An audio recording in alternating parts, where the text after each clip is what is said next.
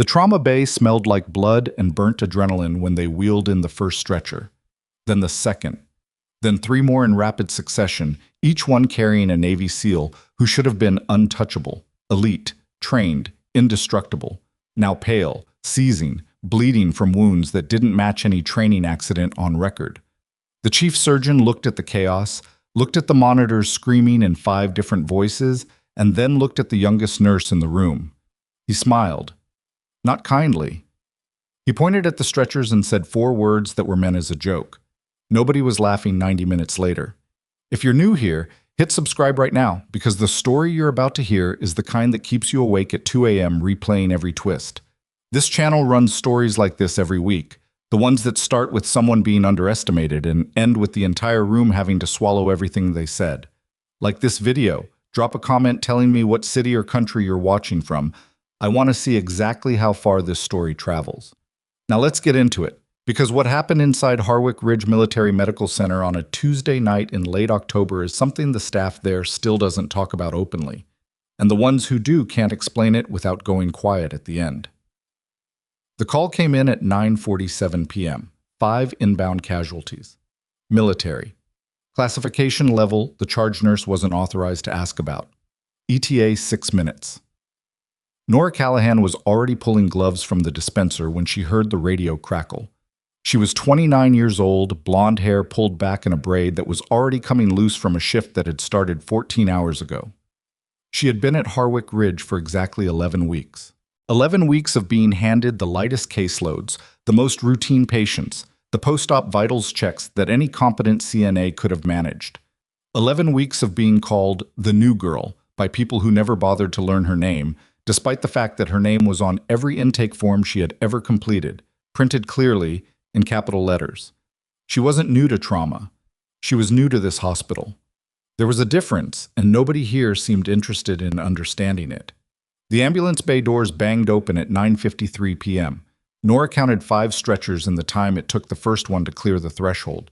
She was already moving, reading posture, skin color, the way the EMT's hands were positioned on the first man's shoulders, the subtle pressure that told her he was holding something in place that shouldn't be moving. BP's bottoming on this one, the EMT called out. Pulse ox is holding at 91, but it's been dropping for the last 4 minutes. Bay 1, said the charge nurse, Rita Marchand. She was a large woman with reading glasses perpetually pushed up on her forehead and a voice that could stop a gurney from 20 feet. Bay 1, right now. What are the other 4? Nora asked, stepping alongside the second stretcher before anyone assigned her to it. Rita looked at her sideways. I'll get to them. I'm just asking, Callahan. Dr. Gavin Stroud was already gloved and moving fast, his coat open, stethoscope swinging. He was the chief trauma surgeon on call, 46, broad-shouldered, with the particular brand of confidence that came from being told you were exceptional for so long that you stopped noticing when you weren't. He had acknowledged Nora exactly twice in 11 weeks, both times by saying the wrong name. How many nurses do we have cleared for trauma? 7, Rita said. Good. Stroud looked at the stretchers.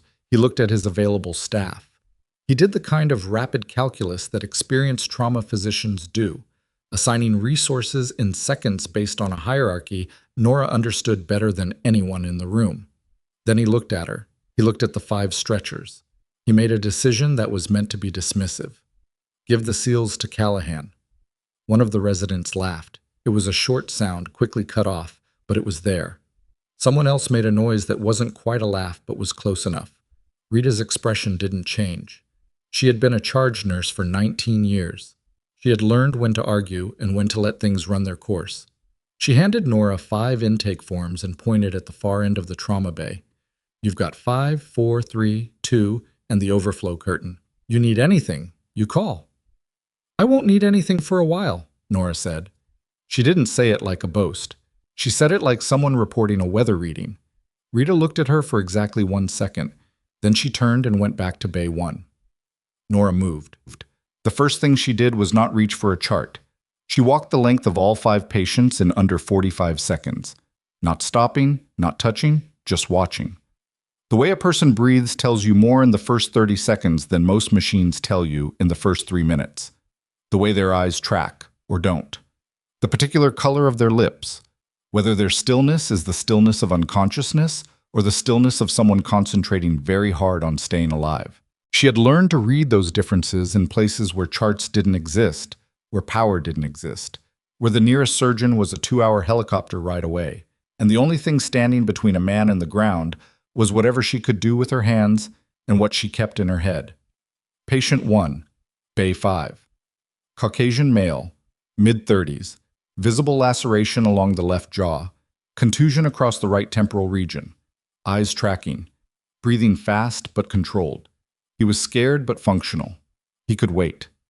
Patient 2, Bay 4. Black male, late 20s. Splinted left forearm, clear mechanism injury. The splint had been applied well. Vitals on the monitor showed stable. He looked at her as she passed. "Hey," he said. "I'll be right back," she said. She didn't stop. Patient 3, Bay 3. Latino male, early 40s. Something wrong with his breathing that hadn't showed up on the transport monitor yet. She could hear it before she was close enough to confirm it. A subtle mismatch between his inhale and the rise of his chest on the left side. She filed it, kept moving. Patient 4, Bay 2. White male, late 30s, eyes closed. He looked the most stable of the 5, the least active injury presentation, the calmest surface reading. That was the one that made her pause for an extra 3 seconds. She had learned, painfully, that calm surfaces sometimes meant the problem had already moved somewhere you couldn't see. Patient 5, overflow curtain. The youngest looking of them. Early 20s. He had already pulled the monitor lead off his left finger and was trying to sit up. "Hey," Nora said, and her voice had a particular quality when she used it that way. Not loud, not sharp, but with a kind of density that made people listen. "Don't." He looked at her. "I'm fine." "You're not." She pressed the monitor lead back onto his finger. "Tell me your name." "Harlan." "Harlan, I need you to stay flat for me. I know you don't feel like you need to. Stay flat anyway." He hesitated, then lay back. "The others." "I'm working on the others." She checked his pupils with the light on her pen light. Both reactive, slightly unequal. She noted the time on the wall clock above the curtain, 9:58 p.m., and made herself remember it like she had once been trained to remember everything on a field where writing things down wasn't always possible. She went back to Bay 3. The man with the breathing issue had a name on his intake form, Torres D. She didn't use it yet. She put her stethoscope on his chest, listened for 11 seconds, moved it twice, listened again. There it was. Absent breath sounds on the left. Not completely absent. Faint, muffled, like sound coming through a wall. His oxygen saturation read 96 on the monitor, which looked fine. It wasn't fine. The reading was giving them borrowed time, and borrowed time had a habit of running out without warning. She straightened and looked at the clock. 10:01 p.m. She walked to the supply station, pulled a 14-gauge needle, and prepped a syringe. A second-year resident named Polk was walking past with a chart, and she said, "Excuse me." He stopped. "Bay 3, she said. "Patient needs a needle decompression. Left side, second intercostal, mid-clavicular line." Polk looked at her. Then at the monitor above Bay 3, which still read 96% oxygen. "His SAT looks okay." "His SAT is going to stop looking okay in about 4 minutes, Nora said. "The left side isn't moving air properly. He has a developing tension pneumo, and the monitor hasn't caught it yet, because he's compensating." Polk frowned. He was 26, smart, and still at the stage of his training where, the monitor says, carried more weight than the nurse thinks. "I'd want to confirm with a chest x-ray before, by the time the x-ray comes back, he'll be in arrest." She held out the prepped syringe. "Get Dr. Stroud or do it yourself, but don't wait." Polk took the syringe. He looked at it. He went to Bay 3. Nora went back to patient 4. She pulled the blanket back from his lower body carefully, working around the monitoring leads, and pressed 2 fingers into his right upper quadrant. He didn't react. She pressed again, deeper. Nothing. She shifted her hands and pressed into the left lower quadrant, and this time she felt something, not the usual resistance of healthy tissue, but a subtle fullness that didn't belong there. She kept her face neutral. Across the trauma bay, she heard Polk saying something to Torres in Bay 3. Then she heard his voice change register. The particular way a young doctor's voice changes when they confirm something they didn't believe was there. The needle had gone in. The sound of air releasing was audible even from where she stood. "Get me another set of hands on Bay 3, Polk called. Nora didn't look up from patient 4. She pressed the call button above his bed. "I need an ultrasound at Bay 2. "We've only got one portable," Rita's voice came back through the intercom. "It's on Bay 1. When it's free. That could be 15 minutes. "I know," Nora said. "Tell me when it's free." She went back to Bay 5. Patient 1, the man with the jaw laceration who had seemed stable. She looked at him again. His breathing rate had increased since she'd last observed him. Subtle. The kind of change that would only show up on a monitor if someone programmed the alarm threshold correctly, and someone hadn't. "I need you to squeeze my hands," she told him. Both hands. Equal strength. She asked him to track her finger. She asked him to tell her today's date. He got it right, but he answered slowly. Not from sedation. He hadn't been given anything yet. From something else.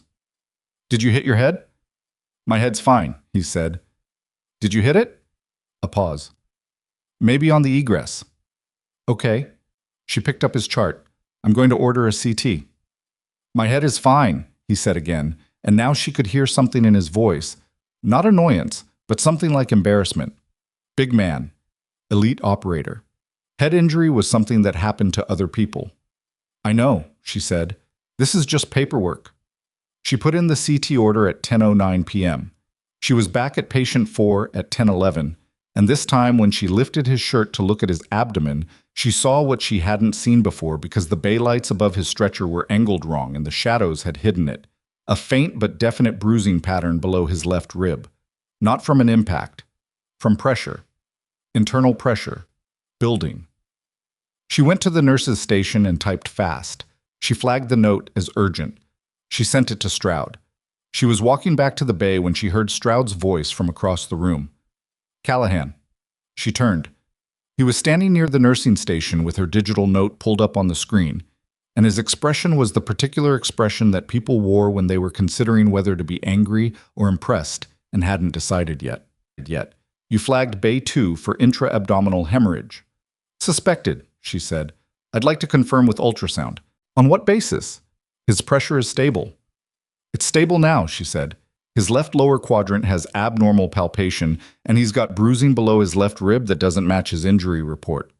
Stroud looked at her for a moment, the way you look at something you can't categorize. He had been doing this for 22 years. She was 11 weeks out of her orientation period. He made the calculation quickly.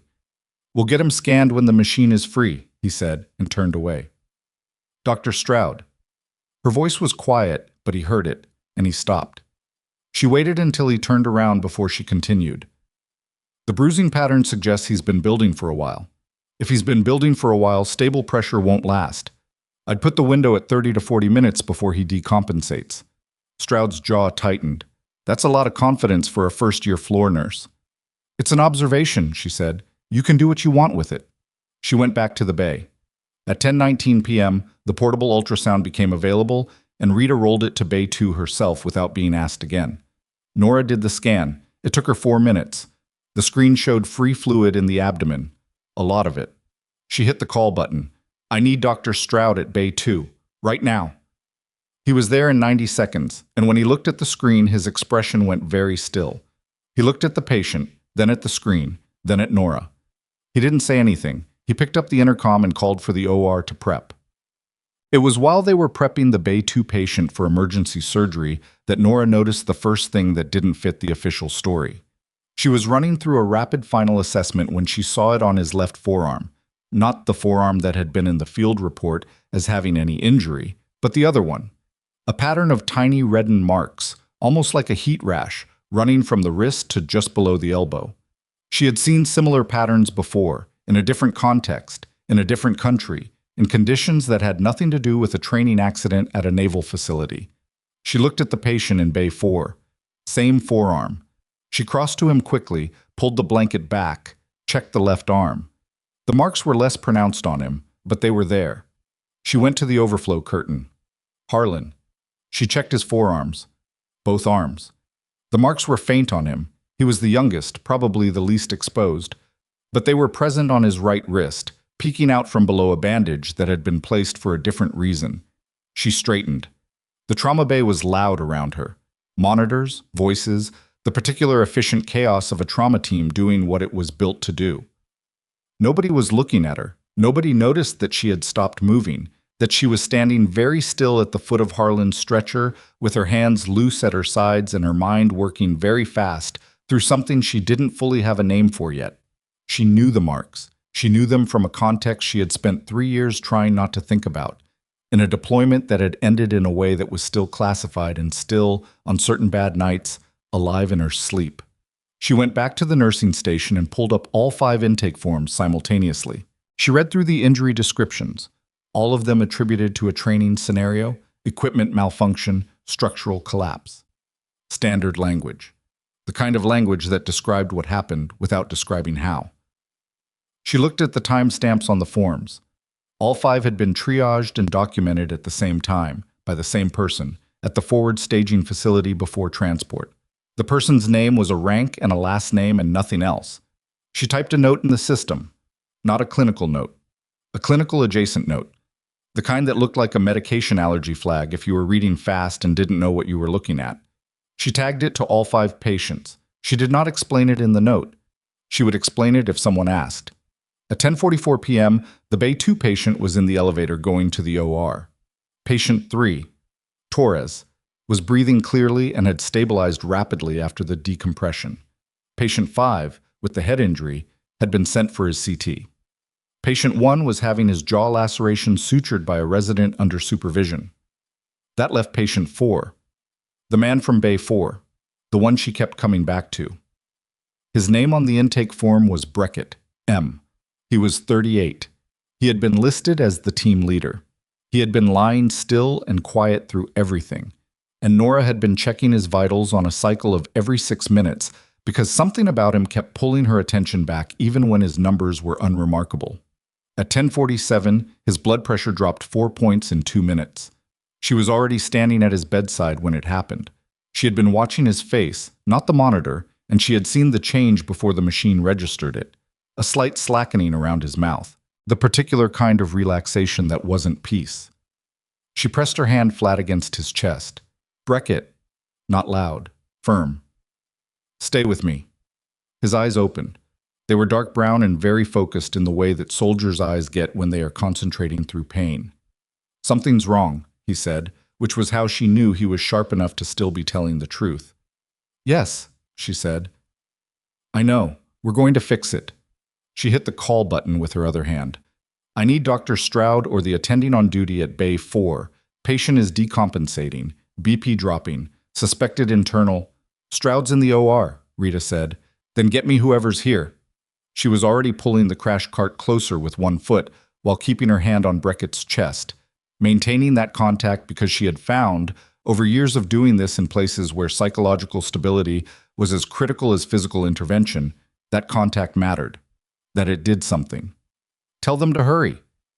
The attending who appeared was Dr. Yael Ocon, a hospitalist who had been called down from the 6th floor and who looked momentarily disoriented by the controlled intensity of the scene she walked into.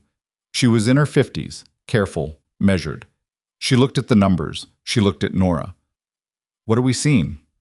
Decompensating hemorrhage, Nora said. He's been building since admit. We missed it on the first scan because the bleeding was in the retroperitoneal space. He needs imaging now and OR prep. What scan confirmed retroperitoneal? No scan yet. But his pressure trajectory over the last 20 minutes, combined with his pain localization and the way he's been guarding, you're asking me to activate an OR suite based on your clinical intuition. Nora looked at her steadily. I'm asking you to order a stat CT of his abdomen and pelvis. The intuition is mine. The confirmation can be yours. Ocon held her gaze for a moment. Then she said, order it. The CT came back in 14 minutes. Retroperitoneal hematoma, significant. Breckett went up to OR2 at 11:08 p.m. The trauma bay was quieter now. 3 of the 5 patients were in surgery or post-surgical monitoring. Harlan, patient 5 from the overflow curtain, had been moved to a regular trauma bay and was stable. Patient 1 was sutured and resting. Nora was writing up her notes when Rita came and stood next to her. Not in the way supervisors stood when they were evaluating. in the way people stood when they wanted to say something and were figuring out how. The needle decompression on Torres, Rita said. Polk told Dr. Stroud that was your call. It was an observation, Nora said, using the same word she'd used with Stroud. The abdominal bleed on the Bay 2 patient, also an observation. Rita was quiet for a moment. Where did you train? Nora kept typing. Various places? Because the way you worked those 5 bays, Rita stopped. It wasn't floor nurse training. I've had a lot of experiences, Nora said simply. Rita nodded slowly, the way people nod when they know an answer is as complete as it's going to get. She started to walk away. Rita. The charge nurse turned. The marks on their forearms, the reddened patterns, wrist to elbow. Did anyone else notice them? Rita frowned. I didn't see anything in the injury reports. They wouldn't be, Nora said. Can you pull the intake forms and flag them for the attending? Don't document what you think they are. Just flag that they're there and that they're consistent across all 5 patients. Rita looked at her for a long moment. What do you think they are? Nora considered the question carefully. She had been trained, a long time ago, to say exactly what she knew and nothing more. Not because of dishonesty, but because speculation in the field had a way of becoming truth before truth was ready. I think they're the same thing on 5 different people, she said, which means they have the same source. She was at the nursing station at 11:52 p.m. when the doors to the ambulance bay opened, not from an inbound transport, but from someone walking in from outside. He was in his late 50s, gray at the temples. Civilian clothes, but the particular bearing of someone who had worn a uniform for so long that it lived in their spine. He had a badge on a lanyard that she couldn't read from where she sat. He was carrying a black hard-sided case, the kind that had foam-cut interiors for specific equipment, and he was moving with a certainty of direction that meant he wasn't lost and wasn't asking for anyone's help. He stopped at the security desk, showed something. The guard made a phone call. Nora watched him from across the room. He turned, and his eyes moved across the trauma bay with the practiced efficiency of someone reading a room for specific information. They moved past the residents, past the nurses, past the equipment, and then they stopped. They stopped on her. He looked at her for 3 full seconds, not the way people looked when they were searching, the way people looked when they had already found. He said something to the security guard. He picked up the case. He walked toward the trauma bay, and Nora kept her face completely still, because she had learned in the same years and places where she had learned everything else, that what your face does in the first moment of being recognized tells the other person everything they need to know about whether you're ready. Harlan had been moved to a monitored bay, and as Nora made her hourly round on him, she stopped at his bedside and checked his pupils again. Slightly unequal, still present, better than an hour ago, but not resolved. He was awake. You've been checking on me more than the others, he said. You've given me more to check on. He almost smiled. My vision's been off since the transport. I know. The CT of your head came back. There's a small subdural, very small. We're monitoring it. They're not going to let me deploy again. She didn't answer that because it wasn't her answer to give, and she had learned that saying something untrue to make a person feel better was a specific kind of damage. The marks on my arm, he said. He had been looking at his wrist. Did you notice them? Yes. He was quiet. Do you know what they're from? Do you? She asked, because she wanted to know what he'd been told. His jaw moved. They told us it was equipment residue, industrial lubricant. Nora held his gaze. She said nothing. It wasn't industrial lubricant, he said. Not a question. Get some rest, Harlan. She left the bay and walked back to the nursing station. The man with the black case was standing near the entrance to the trauma bay, speaking in a low voice to the night administrator. She could see his badge now. It was not a hospital badge. It was not a civilian law enforcement badge. It was the kind of badge that didn't have a logo you'd recognize from a news broadcast. He looked up as she approached. Nurse Callahan, he said. She stopped walking. I don't know you. No, he agreed, but I know your record. She kept her face still. My hospital record. He didn't answer that. He looked at her for a moment, then looked toward the bays where his 5 men lay in various stages of recovery. How are they? 2 are in surgery, 3 are stable. I expect all 5 will be alive in the morning. She paused. provided whatever they were exposed to doesn't have a delayed cascade effect. Something moved in his expression. Very small. She caught it because she had been trained to catch things that were very small. "What do you know about the exposure?" he asked. "Not enough," she said. "But I know it's the same exposure across all 5 patients, and I know it came from contact rather than inhalation. And I know the symptom pattern I've been watching tonight doesn't match anything on their intake forms." He was quiet. "The marks on their forearms," she said. He said nothing. "I've seen that pattern before," she said. "Not here. Not in a hospital." He picked up the black case. He set it on the counter between them. "What I'm about to show you," he said, "is classified at a level that means this conversation is going to require some additional steps after we're done." "I'm aware of how classification works," she said. He looked at her. He opened the case. Inside on the foam interior was a set of documents in a clear sleeve, and beneath them 3 small samples in sealed containers that she recognized immediately from their labeling system. A system she hadn't seen in 3 years. A system that wasn't used in civilian medicine. It was a military hazardous materials documentation kit, the kind used when an exposure needed to be managed without creating a public record. The kind she had used twice, in 2 different countries, in 2 operations that still didn't have official names. She looked at the samples. She looked at the labels. And then she looked up at him. And for the first time since the ambulance doors had banged open at 9:53 p.m., and she had begun running the only kind of race she knew how to run, she felt something shift in her chest. Not fear, not surprise. Something closer to recognition. Because one of the labels on the sealed containers bore a code designation she knew. A code she had written into a field report 3 years ago, in a location she had never named to anyone here, under circumstances that had resulted in the complete classification of everything she had ever done before the night she had walked into Harwick Ridge Military Medical Center, with a new name tag and a new assignment and a very deliberate decision to be nobody. She looked at him.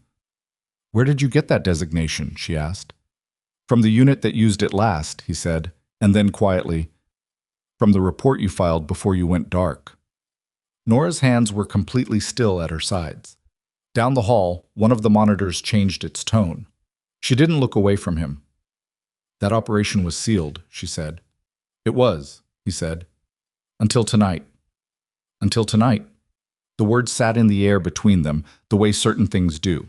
Not dramatically, not like something out of a movie, but with the particular weight of something that had been true for a long time and was only now being said out loud. Nora didn't move. She kept her hands at her sides and her breathing even and her face doing nothing, because she had learned that the first response you gave in a moment like this was the one that got remembered, and she wasn't ready to be remembered yet. The man with the black case had still not offered his name. She hadn't asked. In her experience, people who carried that kind of badge and that kind of case either gave you their name immediately because they wanted you comfortable, or they didn't give it at all because they needed you off balance. This one hadn't given it. She filed that. "The designation on that container," she said, keeping her voice at the same level she used for clinical observations. "That's a field code from a hazmat protocol that was specific to one unit. Yes. That unit was dissolved. Formally," he said. "Operationally, parts of it continued." She looked at the samples again without touching them. The containers were standard field-grade sealed acrylic, the kind that could be autoclaved, that didn't react with the most common class of organic compounds used in tactical exposure scenarios. She knew, because she had packed 100 of them into medical field kits that were supposed to be destroyed. "What was your men's mission profile before the extraction?" she asked. "I can't tell you that." "Then you can't ask me to help you beyond what I've already done." He looked at her steadily. He had a particular quality of stillness that she associated with people who had spent years in environments where reacting too fast got people killed. "Fair," he said, finally. "What I can tell you is that the exposure was unplanned. They came into contact with a compound that wasn't supposed to be in that location." "A compound your unit placed." He didn't answer. "Or someone else's unit," she said, "which is worse." Still nothing, but his jaw moved just slightly in a way that told her the second option was closer. She thought about the intake forms, the simultaneous triage, the single documenting officer, the language that described mechanism of injury without describing cause. She thought about the marks on the forearms, which she now understood were contact burns from a class of synthetic organic compounds. She had only encountered in 2 situations in her career, neither of which had been a training accident. The symptoms will follow a 3-stage pattern, she said. They're currently in stage 1, the inflammatory phase. Stage 2 begins between 12 and 18 hours post-exposure and involves autonomic disruption. If they're not treated with the correct protocol before stage 2, the damage becomes partially irreversible. He looked at her. What's the correct protocol? I need to know the specific compound. I can't confirm the compound without authorization from... Then your men have a problem, she said. And she was not unkind when she said it, but she was not soft either. I can manage them through stage 1 on clinical presentation alone. I cannot manage stage 2 without knowing what I'm dealing with. If you have documentation in that case, I need to see it. If you don't, I need you to make a call to whoever does have authorization, and I need that call made in the next 2 hours. He looked at her for a long moment. She could see him doing something, not doubting, not assessing, deciding. It was a different process, and she could tell the difference. The unit designation on your field report, he said. You were with Kestrel Medical. She said nothing. Kestrel Medical was embedded with a tactical intelligence unit out of Fort Drayton. That unit ran a series of extraction operations in a specific theater between 4 and 7 years ago. You were attached to 3 of those operations. I'm not confirming anything about my service record in a trauma bay. You don't have to confirm it. He reached into the case and removed the document sleeve. He didn't open it. He set it on the counter in front of her. What I need you to understand is that the 5 men in those beds were not injured in a training accident. What I need you to understand is that what happened to them is connected to something that happened in that theater, in those operations, and that the compound they were exposed to tonight was not accidental. The trauma bay continued its low hum of activity behind them. A monitor beeped twice and reset. One of the residents laughed briefly at something across the room. The night shift was settling into its rhythm, the particular cadence of a trauma unit after the initial crisis has passed and the long work of keeping people alive begins. Nora looked at the document sleeve on the counter. You're telling me someone targeted them, she said. I'm telling you the compound was in a location it shouldn't have been in a quantity that wasn't accidental, in a form that was designed for contact transfer rather than environmental dispersal. He paused. I'm telling you that whoever placed it knew how that unit operated. She picked up the document sleeve. She opened it. The first page was a chemical analysis sheet. The compound designation was a string of alphanumeric characters that meant nothing to a civilian reader and meant very specific things to her. She read through the molecular breakdown in the time it took most people to read a paragraph because she had trained for this, not in nursing school, not in any program that Harwick Ridge knew about, but in a 40-hour course delivered in a converted warehouse in a location she had never written down in any document that still existed. She turned to the second page. Exposure parameters, symptom progression timeline, estimated dose based on skin surface area affected. The dose on the forearm markings, she said, suggests they were in contact with the compound for between 3 and 6 minutes. That's consistent with what we know about the timeline. Then the stage 2 window is tighter than I said. She set the pages down. They need specific chelation support and autonomic stabilizers starting no later than 6 hours post-exposure. Can you do that here? Some of it. Not all of it. I need to make medication requests that are going to draw attention from the pharmacy and from the attending on call, and I need to be able to explain the clinical rationale without mentioning anything in those documents. Can you do that? She thought for a moment. The symptom presentation from stage 1 will support a documented rationale. It'll look like I'm being overcautious, but the clinical logic holds.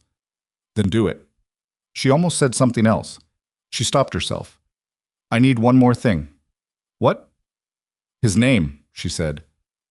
Breckett, the team leader, the one currently in OR2.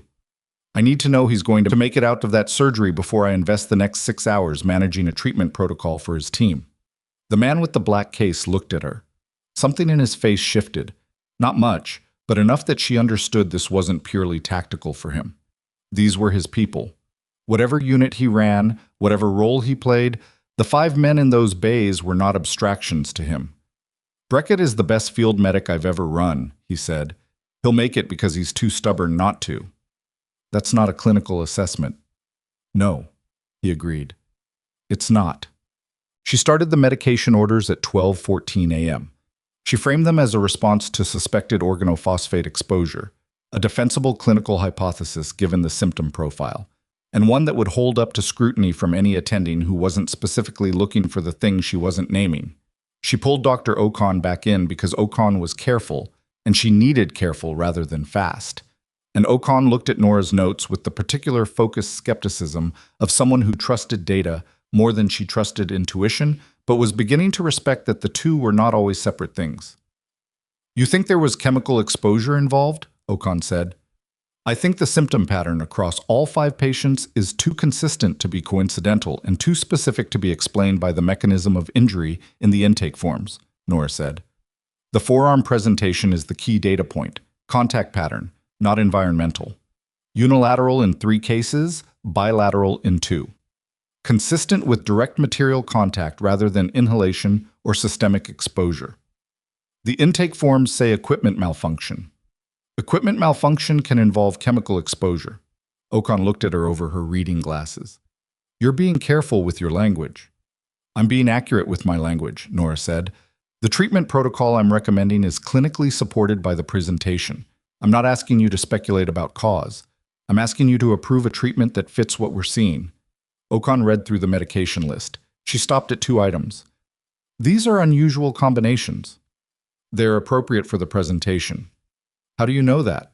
Nora held her gaze. "Advanced pharmacology. Additional training outside my nursing degree."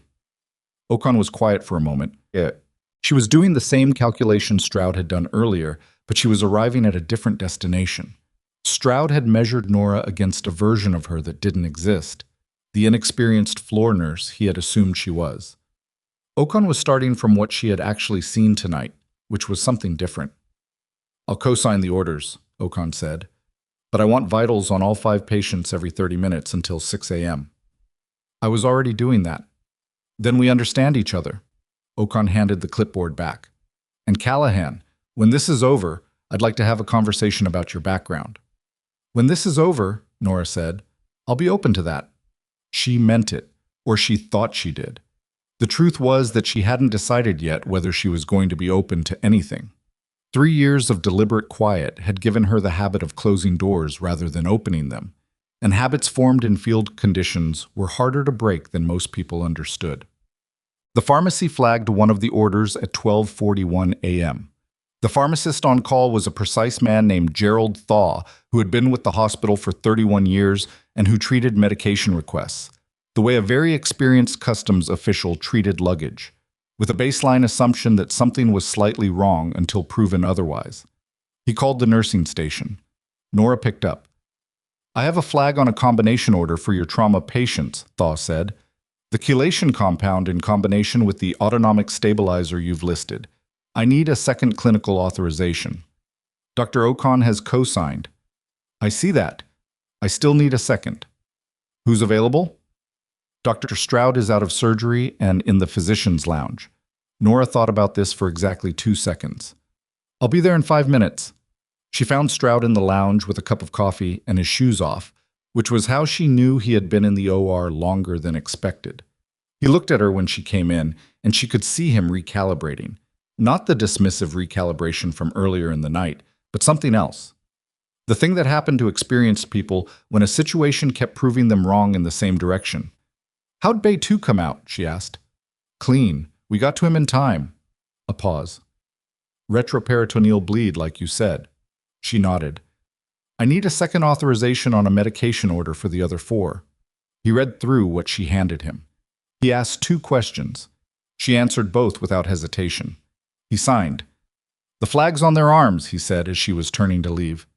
"What is that?" She turned back. "Chemical contact." "From the training accident?" She looked at him carefully. "From contact with a compound that's consistent with a specific class of industrial synthetic materials." She paused. "The treatment I've ordered is appropriate for the presentation." He held her gaze. He was not stupid. She had understood that from the beginning, regardless of how he had behaved at the start of the night. Arrogance and intelligence were not mutually exclusive, and she had dealt with that combination too many times to be surprised by it. "Is there something I should know?" he asked. "Clinically, You know everything relevant, she said. He looked at her for a long moment. Then he handed her the signed form. Nice work tonight, Callahan. She took the form. Thank you. She did not tell him she had been doing it since before he knew her name. That was not the kind of thing she said out loud. At 1:20 a.m., Burkett came out of surgery. The OR nurse brought the report down and Nora intercepted it at the nursing station. The procedure had gone well. The retroperitoneal hematoma had been drained, the bleeding source identified and repaired. He would be in recovery for at least 2 hours before transfer to a monitored unit. She found the man with the black case. He had settled into a chair near the nursing station entrance, the case on the floor beside his right foot, in the particular way people keep things they are responsible for. And she told him. He closed his eyes for exactly 3 seconds. Then he opened them and said, "Good. He'll need the stage 2 protocol along with the others," she said. "I'll coordinate with the recovery unit." "Can you do that without—" "I've been managing information carefully all night," she said. "I can continue." He nodded. She was about to leave when she stopped. She turned back to him. She had been doing something for the last hour and a half that she recognized as professional courtesy, managing a situation without asking the personal questions that were accumulating at the back of her mind. She decided to ask one. "How did you know I was here?" He looked at her steadily. Kestrel medical records were classified, not destroyed. When tonight's incident developed, someone ran the compound designation against every field report that referenced it. Your report was the only one that included a complete treatment protocol. She processed that. Someone accessed classified field reports. With authorization. Whose authorization? That's the part, he said carefully, that's currently under investigation. She understood what that meant. If someone had accessed those records with authorization, it meant the authorization had come from somewhere. And if that authorization was now being investigated, it meant the access hadn't been legitimate, or the person who granted it wasn't supposed to have. The compound, she said, the one your men were exposed to. If it was placed deliberately, we don't know that yet. You said the form was designed for contact transfer. He looked at her. Yes. That's not a form that compounds take naturally. That's a form they're engineered into. She kept her voice level. If someone engineered it into that form and placed it in a location that your unit would pass through, they needed to know your unit's route. He said nothing. Which means they had access to operational planning, she said, at a level where routes are determined. The silence stretched long enough to confirm it. There's a problem, Nora said. Yes, he said quietly. There is. At 2:05 a.m., Torres asked to see her. He was in a regular monitored bay now, breathing well, his oxygen saturation holding solidly at 97. The needle decompression had been textbook. Polk had executed it correctly once he'd committed, and the chest had re-expanded without complication. Torres was the most outwardly settled of the five, but he had been watching the night from his bed with the careful attention of someone who was used to gathering information from ambient detail. Sit down, he said when she came in. I'm good standing. Please. His voice was raspy from the oxygen mask, but steady. He was 43, she now knew from his chart. Square-faced, dark-eyed, with the particular quality of stillness that she associated with people who had spent years learning to wait. She sat. You know what happened to us, he said. Not a question. I know what's happening to you medically, she said. That's not what I mean. She looked at him. The way you moved tonight, he said. The way you went through us before any machine told you anything. The marks on the arms, you saw those before anyone else did. He studied her face. You've seen a field exposure like this before. She didn't answer. The colonel out there, Torres said, meaning the man with the black case, whose rank she hadn't known until now. He's been watching you all night, not the way someone watches a civilian, the way someone watches an asset they've been looking for. She was quiet. I'm not trying to make you uncomfortable, he said. I'm trying to tell you something. He shifted against the pillow. We were told the op was clean. Routine surveillance and extraction, no hostile presence, no environmental hazards, verified safe zone. His jaw moved. Whatever we were exposed to was there before we arrived, in the structure we used for staging. How long were you in the structure? 4 hours? Maybe 4.5. She thought about the dose calculation. 4 to 4.5 hours in a contaminated structure. with the primary contact surface on the floor and lower walls, consistent with the forearm patterns, consistent with men who had been sitting, lying, moving through a space without knowing what coated the surfaces. Did anyone on your team show symptoms before extraction? He was quiet for a moment. Harlan. He started complaining about visual disturbance about 90 minutes in. We thought it was fatigue. He's the youngest. A pause. We should have listened. You didn't know what you were dealing with. No. He looked at his hands. Do you? She considered what to tell him. She had been managing information all night, calibrating disclosure against necessity, and she understood that this man was not asking out of fear. He was asking because he was the kind of person who needed to understand what had happened to his team in order to make peace with it. I know the category, she said. I know the treatment. I know that if everything goes the way it's going tonight, you'll all recover without lasting effect. And if it doesn't? It will, she said, and she said it with the kind of certainty that wasn't confidence exactly, but was something adjacent to it. The certainty that comes from having done a thing before and knowing the exact texture of the outcome. He looked at her for a long moment. What's your name? Your real name? Callahan, she said. Nora Callahan. That's your name now, he said. She stood up. Get some rest. The next 6 hours matter. She left the bay. She was rechecking Harlan's pupils for the third time that night. They had evened out to near equal, which was the right direction but not yet the destination, when her radio crackled. Rita's voice came through with an edge she hadn't heard from the charge nurse all night. Callahan, I need you at the nursing station. Now. She clipped Harlan's monitor back and walked. Rita was standing at the station with two men she hadn't seen before. Not hospital staff. One was in a suit that was too precise for 2 a.m. hospital business. The other was in a uniform she recognized from its insignia as belonging to the Judge Advocate General Corps, military legal. Behind them, she could see the colonel standing to one side with the black case at his feet and his hands loose at his sides, watching. The man in the suit looked at Nora. He had the particular face of someone whose job required them to be unreadable. Nurse Callahan, he said, I'm from the Office of Special Investigations. I need to speak with you about the treatment you've been administering to the 5 patients in the trauma bay. She looked at him. The treatment that has kept 5 men alive tonight? The treatment, he said carefully, that involves medication protocols not documented in any civilian medical database. She felt Rita go very still beside her. I need to understand, the man continued, how a first-year floor nurse at a regional military medical center came to know a specialized chemical exposure treatment protocol that is currently classified at a level above this facility's clearance. The trauma bay was very quiet. Nora looked at the man from Special Investigations. She looked at the JAG officer. She looked at Rita, whose face had gone carefully neutral in the way of someone absorbing information they hadn't expected. She looked finally at the colonel, who was watching her from across the room. He gave a very small nod. It wasn't permission exactly, it was acknowledgement. The acknowledgement that the door she had spent 3 years keeping closed was about to come off its hinges regardless of what she decided to do with her hands. She turned back to the man in the suit. My name, she said, is not just Nora Callahan. The man from Special Investigations looked at her and didn't move. And the protocol I've been using tonight didn't come from a civilian database, she continued, her voice steady and unhurried, the voice of someone who had decided that careful and honest were going to have to coexist. It came from a classified field manual I helped write 4 years ago, under a different operational designation in a unit that officially no longer exists. She paused.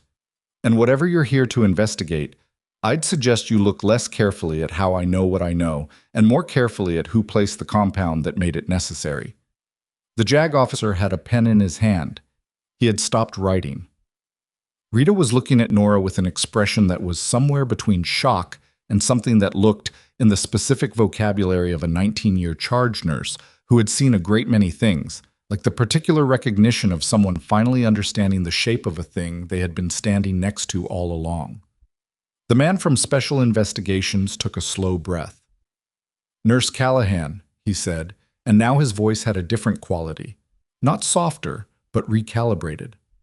I think we need to find a room. After I finish my rounds, she said. He blinked. I have 4 patients still in acute management and 1 in recovery who need a vitals check in the next 20 minutes, she said. When that's done, I'll give you whatever time you need. She picked up her chart and walked back into the trauma bay, and nobody stopped her, and the only sound in the space she left behind was the quiet, continuous beeping of 5 monitors that were all, against the odds of the night, still running. She was halfway down the bay when her pager went off. Not the nursing pager. The secondary one, the one she had been given years ago, the one she had kept out of a habit she couldn't justify, and had never quite been able to make herself stop. The one whose number was known to exactly 4 people in the world, and 3 of them were in this building. The message on the screen was 6 characters. She stopped walking. She read it twice. The 4th person had just made contact. 6 characters. No sender identification. No context. Just the code, clean and stark on the small screen, and the particular cold clarity of understanding exactly what it meant. The code was a distress marker. Not the kind that meant the sender was in physical danger, but the kind that meant the situation had escalated beyond the point where normal contact protocols applied. She had used it herself once, 4 years ago, in a staging area outside a city whose name she still didn't say out loud. The person who had taught her the code had been very specific about when it was appropriate. Not fear, not urgency. The specific condition of knowing that something had gone wrong at a structural level, that the problem wasn't in the room, but in the system around the room. She looked up from the pager. The trauma bay was exactly as she had left it 30 seconds ago. Monitors running, the overnight resident making notes at the far station, the man from Special Investigations still standing near the nursing station with his JAG companion, doing the patient work of waiting. She looked at the colonel, who had not moved from his position along the wall. He had seen her stop. He was watching her pager hand. She walked to him, not fast, not slow. She turned so her back was to the room and held the pager where he could see the screen without tilting it toward anyone else. He looked at the code. His face did not change in any way she could see, but his right hand moved. A single involuntary press of his fingers against his thigh, there and gone. And she knew he recognized it. "Who else has that number?" she said quietly. "2 people on my end," he said, at the same volume. "One of them is currently in a federal building in a different state. And the other?" He didn't answer immediately, and the pause told her the answer was complicated. "Voss," he said finally. The name came out with the particular flatness of someone setting something heavy on a table. She didn't recognize it. She kept her face still, because not recognizing something wasn't the same as it being unimportant. "Voss was on your unit?" "Voss ran logistics for the theater operations, the supply chain, routing, material sourcing, site assessments." He paused. "Voss left the unit 14 months ago." She looked at him. "Left voluntarily?" Another pause, longer this time. The circumstances were disputed. She had been in enough rooms where people chose their words carefully to understand that disputed meant something specific here, not ambiguous, but deliberately not resolved, because resolving it would have required naming a thing that certain people didn't want named. "The compound and your men," she said. "If Voss ran site assessments would include the structure they used for staging," he said. She held his gaze. The math was not complicated. The man who assessed the site knew the layout. The man who ran logistics knew the routing. The man who left the unit under disputed circumstances 14 months ago and had now sent a 6-character distress code to a pager whose number only 4 people in the world held. That man had either just warned her about something, or he had just confirmed something, and she didn't yet know which. "I need a secure line," she said. "The room where they're planning to interview you. Not that room." She looked around the bay. Somewhere without a JAG officer. He thought for a moment. Then he picked up the black case and said, "Follow me." Mots. The room was a consultation office on the 2nd floor, one of the small windowed rooms used for family briefings, with a round table and 4 chairs and a phone system that the colonel unplugged from the wall before he did anything else. He pulled a device from the black case that she recognized as a signal dampener, civilian grade, but functional, and set it on the table. Then he handed her a satellite phone. She dialed the number that went to the pager's return address. It was a protocol she had memorized, not written down, because the entire point of the secondary pager system was that nothing connected to it existed in any writable form. It rang twice. A voice she didn't recognize said, "Callahan." She kept her face steady. "I don't know your voice." No, the voice said. It was male, mid-40s, her ear estimated, the particular cadence of someone who was managing fear by keeping their speech deliberate. But you know the code.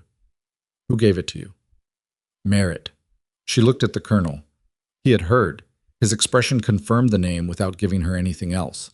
Merritt was the third person who had the pager number, the person in the federal building in a different state, which meant Merritt had given the code to this man, Voss, she assumed, and had done so deliberately, and that meant Merritt had decided, from wherever he was, that Voss needed to reach her directly.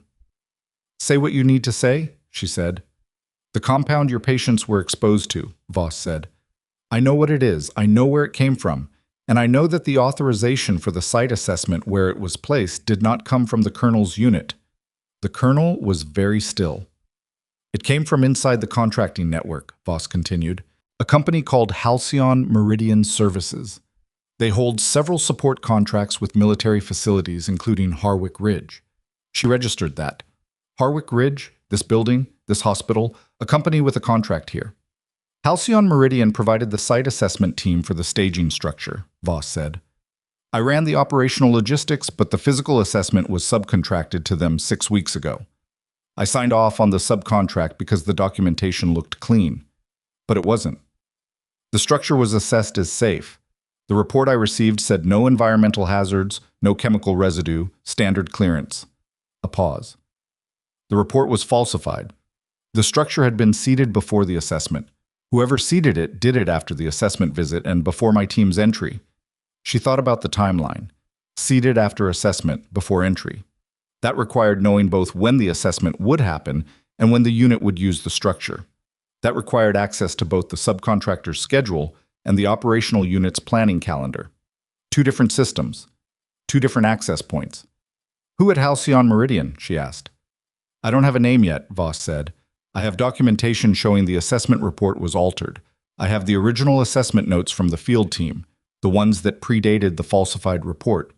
The field team flagged a chemical odor in the lower structure. That flag was removed from the final document. Where are the original notes? Secure. I've been building the documentation for 8 weeks. I went to Merritt 2 weeks ago with what I had. Merritt told me to hold until tonight because... A brief stop. Because until tonight, there was no physical evidence in a clinical setting that the compound was active. The chemical analysis had been theoretical. She understood. Without 5 men presenting with chemical exposure in a hospital setting, the documentation was a paper case. With 5 men in acute toxic management, it became an evidentiary foundation. There's a problem, Voss said. More than one, she said. The man from Special Investigations who arrived at your hospital tonight. His name is Farwell. He's not there because of your treatment protocols. She felt something settle cold and sharp at the center of her chest. He's there because Halcyon Meridian's legal counsel made contact with OSI 48 hours ago. They're positioning this as a rogue medical incident, a civilian hospital employee administering unauthorized treatment to military personnel using classified knowledge she shouldn't have. They want the focus on you. She was quiet. They know who you are, Voss said. Not the nursing license. The record underneath it. Someone accessed Kestrel medical files in the last 72 hours, and it wasn't Merritt, and it wasn't the colonel. So that was what the colonel's investigation was about. Not just the authorization for accessing the files. The files had been accessed by someone who needed to know who she was, who needed to know that the nurse who had survived the night with these 5 men had a background that could be weaponized, that could be used to make the story about her instead of about the compound and the falsified report and the contract company with its hands in both the staging assessment and the logistics chain. She thought about the man from Special Investigations standing in her trauma bay with his careful face and his JAG companion, waiting for her to finish her rounds so she could come explain herself. She thought about Stroud, who had signed the medication orders, who had, by signing them, put his name on a document that could now be framed as a senior physician authorizing an unqualified employee's unauthorized treatment of military patients. She thought about Rita. The charge nurse at your facility, Voss said, as if following her thoughts. Which he wasn't. He was following the logical sequence of who had been present. She co-witnessed the orders? She knows more than she was supposed to by 2 a.m., Nora said. They'll use that. No, she said. and there was a quiet finality in it that the colonel heard and that she meant. They won't. She handed the satellite phone back to the colonel. He took it. He looked at her. Farwell is not here to investigate the exposure, she said. I know. You knew before tonight? I suspected, he said, and there was something in the way he said it that told her the distinction mattered to him, that he was a man who was careful about the difference between what he knew and what he had reason to believe. When Merritt flagged the documentation breach, Farwell's name came up as someone who had received a briefing from Halcyon's legal counsel. The chain of contact wasn't confirmed until 2 hours ago. 2 hours ago, you were standing in my trauma bay. Yes. And you let me walk into that conversation with him without telling me what he was. The colonel held her gaze. You walked into that conversation and held your ground without knowing. I needed to see that. She looked at him for a long moment. She was not angry. Anger required energy she was allocating elsewhere. But she was precise about what that decision had meant and what it said about how he operated. Don't do that again, she said. Noted, he said. And he meant it. She could tell. She went back to her patients first, not because she was avoiding what came next, but because they were the reason everything else existed tonight, and because the Stage 2 protocol she had initiated required a specific vitals assessment at the 3-hour mark, and it was now 2:48 a.m., which put them at approximately 3 hours post-exposure treatment initiation. She did the rounds efficiently, Harlan first, then Torres, then the 2 in monitored recovery bays, then a call to the surgical recovery unit about Breckett. All 5 showed the expected response pattern. The autonomic stabilizers were holding, no secondary deterioration. She was finishing Harlan's assessment when he said, There are people here who aren't hospital staff. Yes, she said. The man in the suit. Yes. Is that a problem for you? She looked at him. He was 23, she had learned, which was younger than she'd initially estimated. And he had the particular quality of someone who had grown up fast in conditions that didn't reward slowness. His vision had stabilized to the point where both pupils were tracking equally, and the slight nystagmus she had noted on initial assessment was gone. I'm working on it, she said. Is there something we can do? Get better, she said. That's your assignment. She left the bay and walked directly to the consultation room where Farwell and the JAG officer were waiting, because the thing she had learned about situations like this was that delay communicated uncertainty, and uncertainty was the first thing people like Farwell used. She opened the door and sat down across from him without being invited to sit. He looked at her with an expression of mild recalibration. He had expected her to be more tentative, she guessed, or at least to have taken longer. Nurse Callahan, he said. Tell me what you actually want, she said, not the version about the medication protocols. His expression shifted very slightly. Because we both know that the medication question is a frame, she said. It's a way of making what I did tonight into a liability before it looks too carefully at why it was necessary. She set her hands on the table, flat, unhurried. So skip the frame. Tell me what Halcyon Meridian's legal counsel asked you to find. The JAG officer stopped writing. Farwell looked at her for a long moment. She had expected him to deny it, to reassemble the careful professional face and proceed with the official version. Instead, he did something she hadn't fully anticipated. He closed his folder. You're more informed than I expected, he said. I've been more informed than expected all night, she said. He breathed out slowly through his nose.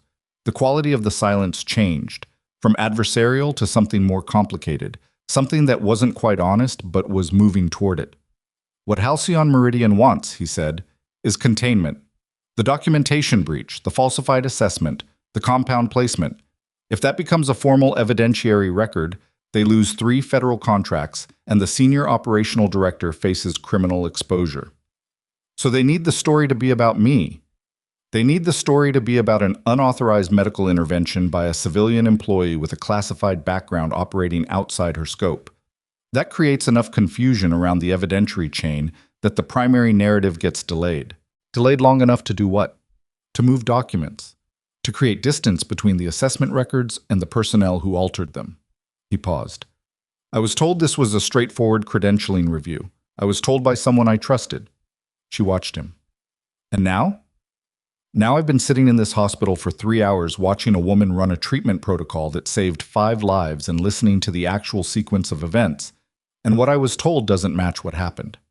She was quiet for a moment. "Are you telling me you're reconsidering?"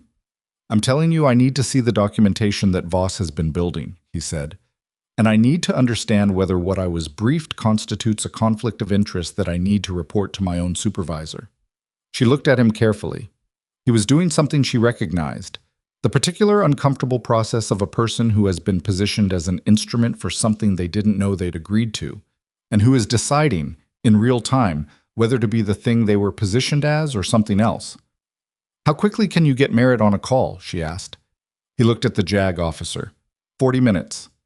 "Make the call," she said. "Bring Voss's documentation into this room, and then we'll talk about what actually happened tonight." She stood. "One more thing," he said. She stopped. "Your background. The Kestrel medical record. Someone accessed it specifically to identify you before tonight, before the incident, before the transport." He held her gaze. "Which means they knew this specific team was going to be using that structure. And they knew that if the exposure occurred and those men made it to a hospital, there was a chance of someone who could recognize the compound being present to treat it." She stood very still. "They didn't just want to expose the team," he said. "They wanted to complicate the treatment." She had understood it intellectually from the moment Voss had told her about the file breach. But hearing it said directly, in a small consultation room at 3 a.m. by a man who had arrived as an adversary, settled something in her chest that was different from clinical understanding. It was personal in the way that only a specific kind of threat could be personal, not to her safety, but to the work. To the thing she had spent 3 years trying to protect the right to do quietly, without anyone knowing what it cost. Someone had used her record as a weapon, not against her, against her patients. She sat back down. "Show me what Halcyon Meridian gave you," she said. "Every document, every communication, all of it." Farwell looked at her.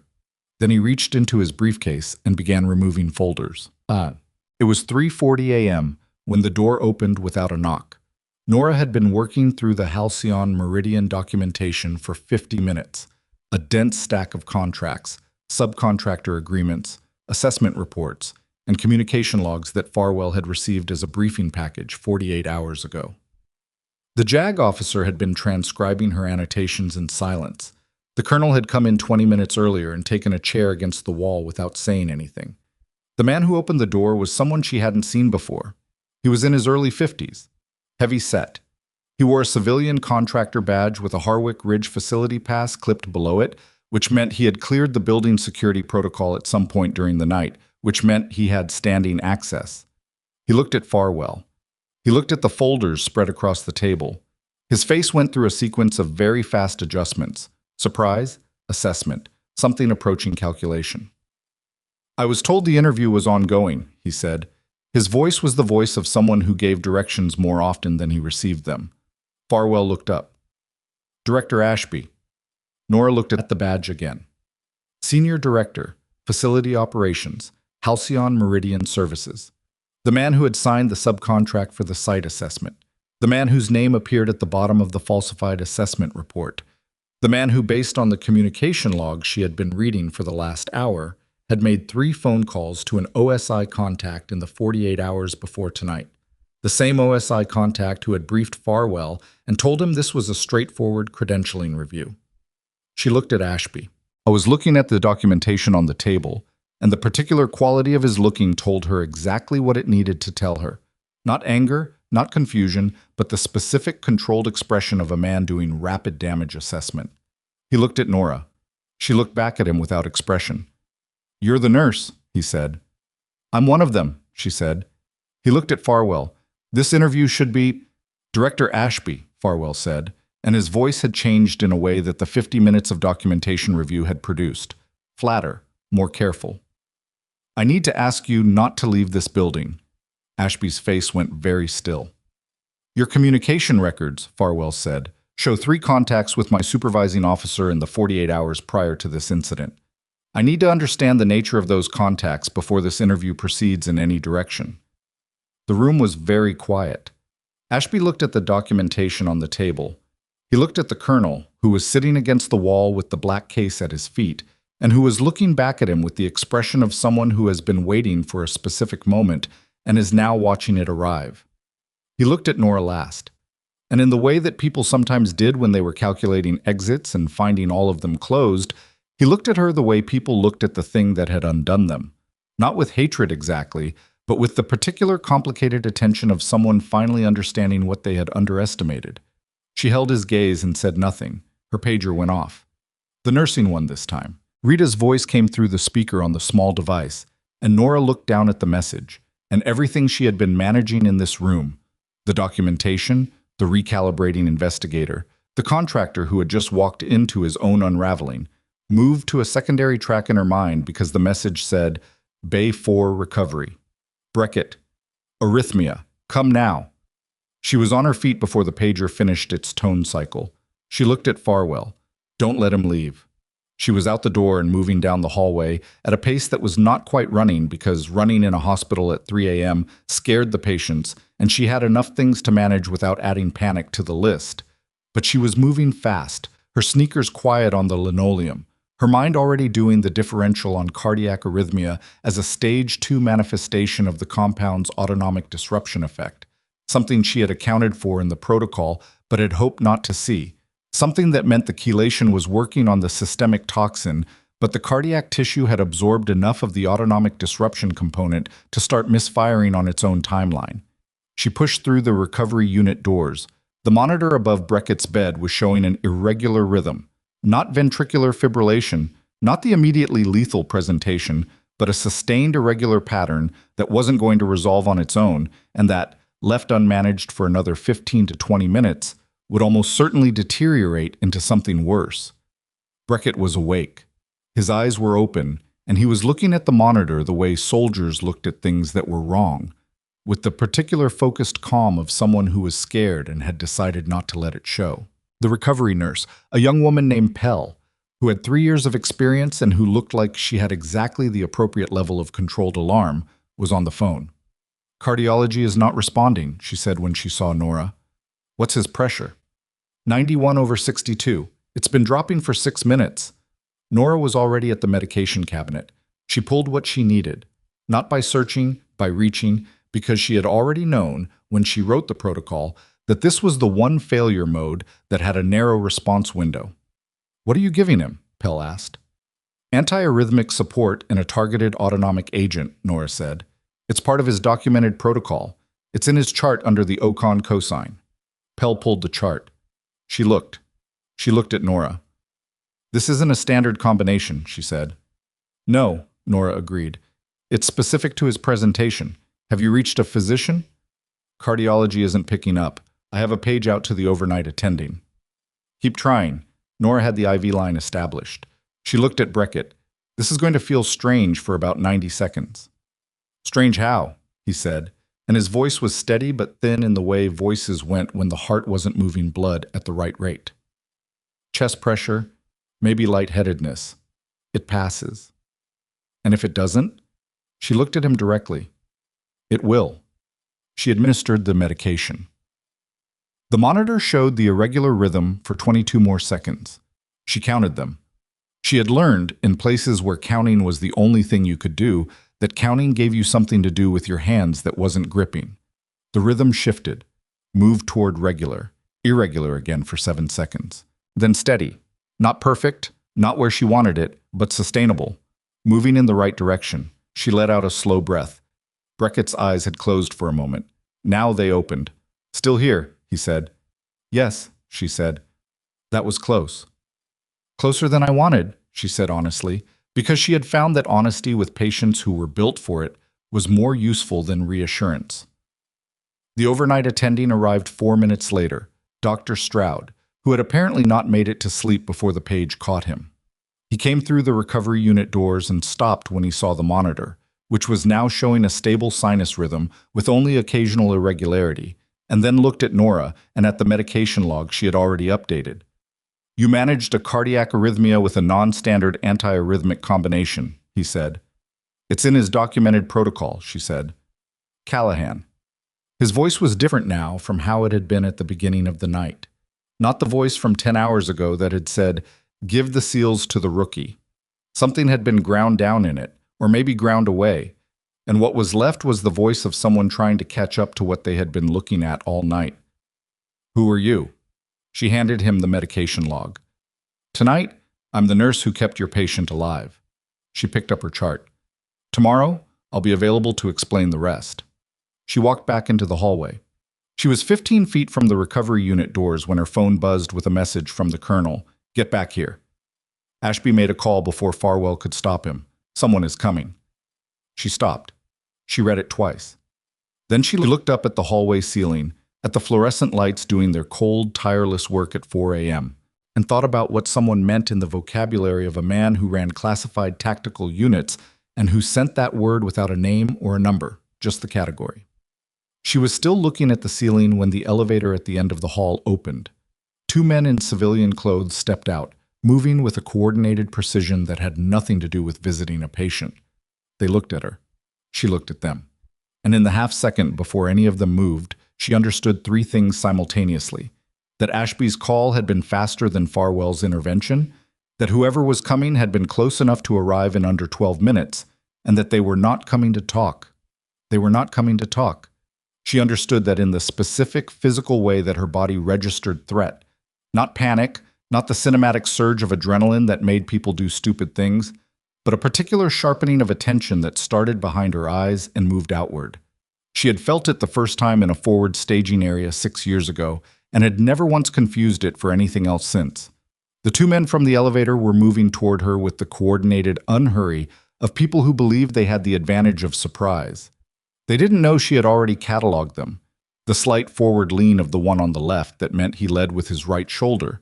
The way the one on the right kept his hands at belt level rather than swinging naturally, which meant he was either carrying something at his hip or had been trained to keep his hands ready, and the training had become habit. Neither of them said her name. That told her something. People who had legitimate business said names. People who came to remove problems from situations didn't. She did not run. Running would take her away from Brackett's recovery room and toward an empty hallway, which was exactly where they'd want her. Instead, she turned and walked back through the recovery unit doors with a calm and purposeful stride that looked to anyone watching like a nurse returning to a patient. Pell looked up from the monitor station. "Did you forget something?" "I need you to call security," Nora said, keeping her voice at the same register she used for everything. "Right now. Tell them there are 2 unauthorized personnel on this floor." Pell blinked. "What?" "Now," Nora said. "Don't come out of this room until security is here." She picked up the wall phone and dialed the consultation room on the 2nd floor. It rang once. The colonel picked up.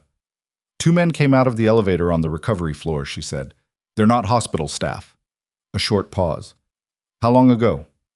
90 seconds. "Stay where you are." "I'm with a post-surgical patient." She glanced at Brackett, who had both eyes open and was watching her with the focused attention of someone who had spent years understanding when a situation had changed. "I'm not going anywhere." "Where?" She hung up. Brackett said, "What's happening?" "Someone made a phone call they shouldn't have made," she said. "It's being handled." "By who?" "By people whose job it is to handle it." She checked his monitor. Rhythm still holding, blood pressure at 96/64, better than 20 minutes ago. "How do you feel?" "Like I had abdominal surgery and then my heart tried to quit." A pause. "Better than an hour ago." "That's accurate." She looked at the door. Through the narrow window in it, she could see the hallway. Empty. "Brackett." He looked at her. "The colonel. How long have you worked with him?" 9 years, he said. "Do you trust him?" He considered the question with the seriousness it deserved. "I trust him the way you trust someone who has never lied to you about the things that matter, and has occasionally kept things from you about the things that don't." He paused. "Is that the kind of trust you're asking about?" "Yes," she said. "Then yes," he said. "I do." She nodded. She had already decided, but she liked having the confirmation from someone who had known him longer than the 4 hours she had. The hallway through the door window was still empty. 2 minutes later, hospital security appeared. 3 guards moving fast, radios on their hips, a look of determined uncertainty that told her they had received the call, but not a clear description of the problem. She came out of the recovery room and met them in the hall. 2 men came off the elevator, she said. Civilian clothes, no ID visible, coordinated movement. They went. She looked at the hallway junction. Left branch, she decided, based on the direction they'd been moving. That way. The guard split without discussion and moved. She watched them go and then pulled out her phone and called Rita. I need you to pull the facility access log for tonight, she said when Rita picked up. Every badge scan from 10 p.m. onward. Specifically, anything showing a Halcyon Meridian contractor ID. Rita was quiet for exactly 1 second. You want to tell me what's happening? When I can, I will, Nora said. Right now I need the log. Another second. Give me 10 minutes.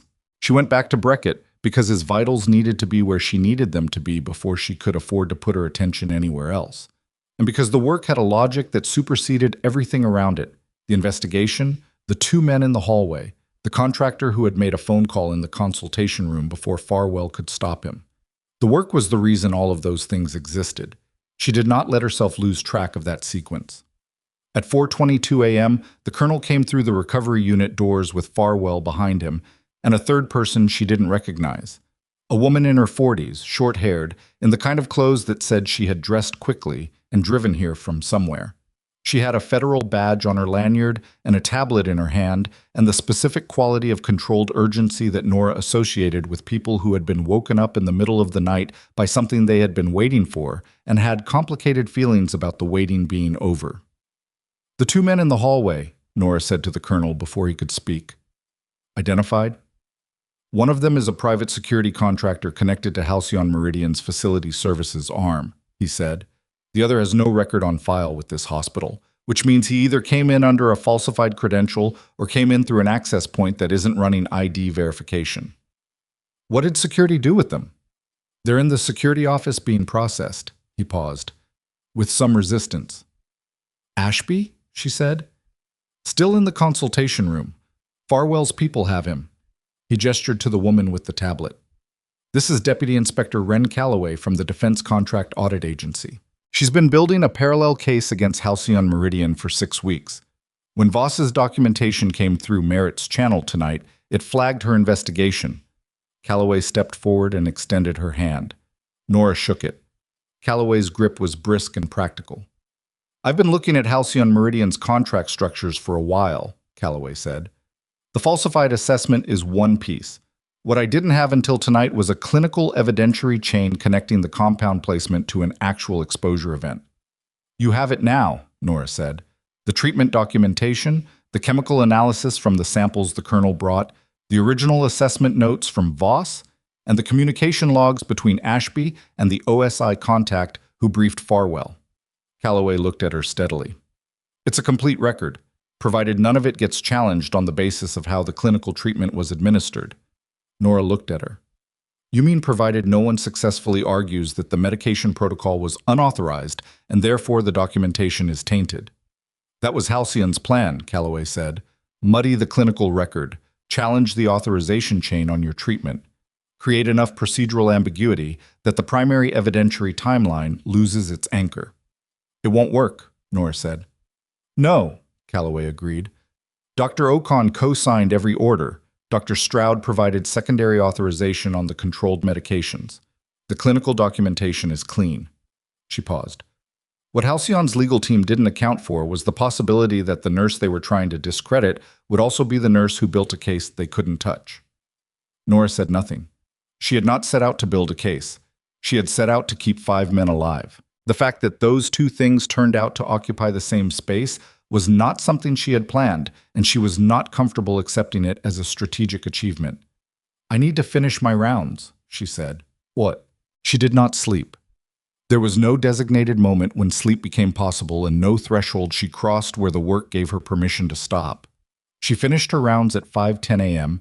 and started them again at 6 o'clock. Harlan's pupils were fully equal by 6:15. Torres asked her for water and then for his phone, and she gave him the water and told him the phone question was above her authority. The 2 patients in monitored recovery bays were progressing without additional incident. Beckett's cardiac rhythm had normalized to a pattern she could accept, and when she told him so, he closed his eyes and was asleep in under a minute, which was the particular skill of people whose bodies had learned that sleep was a resource to be taken when it was available regardless of circumstances. At 6:40, Rita found her at the nursing station and set a printed document on the counter without speaking. The facility access log. Every Halcyon Meridian contractor badge scan from 10 p.m. onward. Rita had highlighted 4 entries. Nora looked at them. 3 of the scans were from Ashby's badge, the one who had appeared in the consultation room doorway. The times corresponded to his arrival, his movement to the second floor, and his entry to the consultation room. Those were consistent with what she already knew. The 4th scan was different. It was from a badge registered to a Halcyon Meridian facilities technician. The scan was at 11:52 p.m., 45 minutes before Ashby arrived. The access point was the medical records server room on the hospital's administrative level. She looked at Rita. Rita said, "Medical records didn't report any maintenance work last night." "No," Nora said, "they wouldn't." She photographed the log with her phone and sent it to Calloway's number, which the colonel had given her. Then she picked up her coffee, which was cold, and drank it anyway, because the alternative was going to the break room and she didn't have 12 minutes. At 7:15 a.m., Stroud arrived for the day shift, still in the same clothes from the night before, which told her he hadn't left. He came to the nursing station and stood next to her and looked at the board showing the status of all 5 patients without saying anything for a moment. Then he said, "All 5 are going to make full recoveries." "Yes," she said, "because of what you did last night."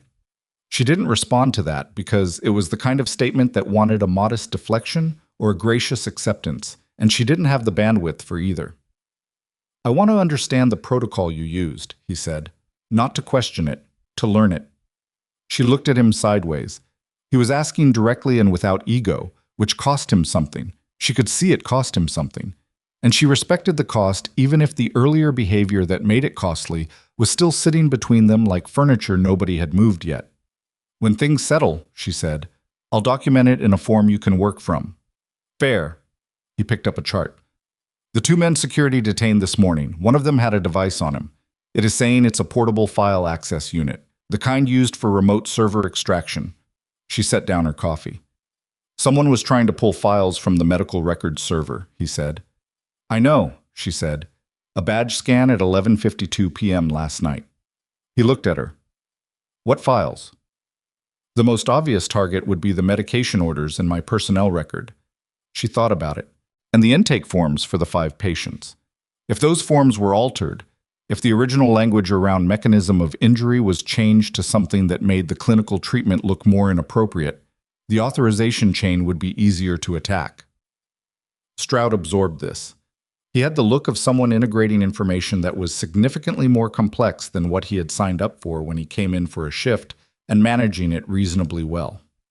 "They tried to get into the system before Ashby showed up in person," he said.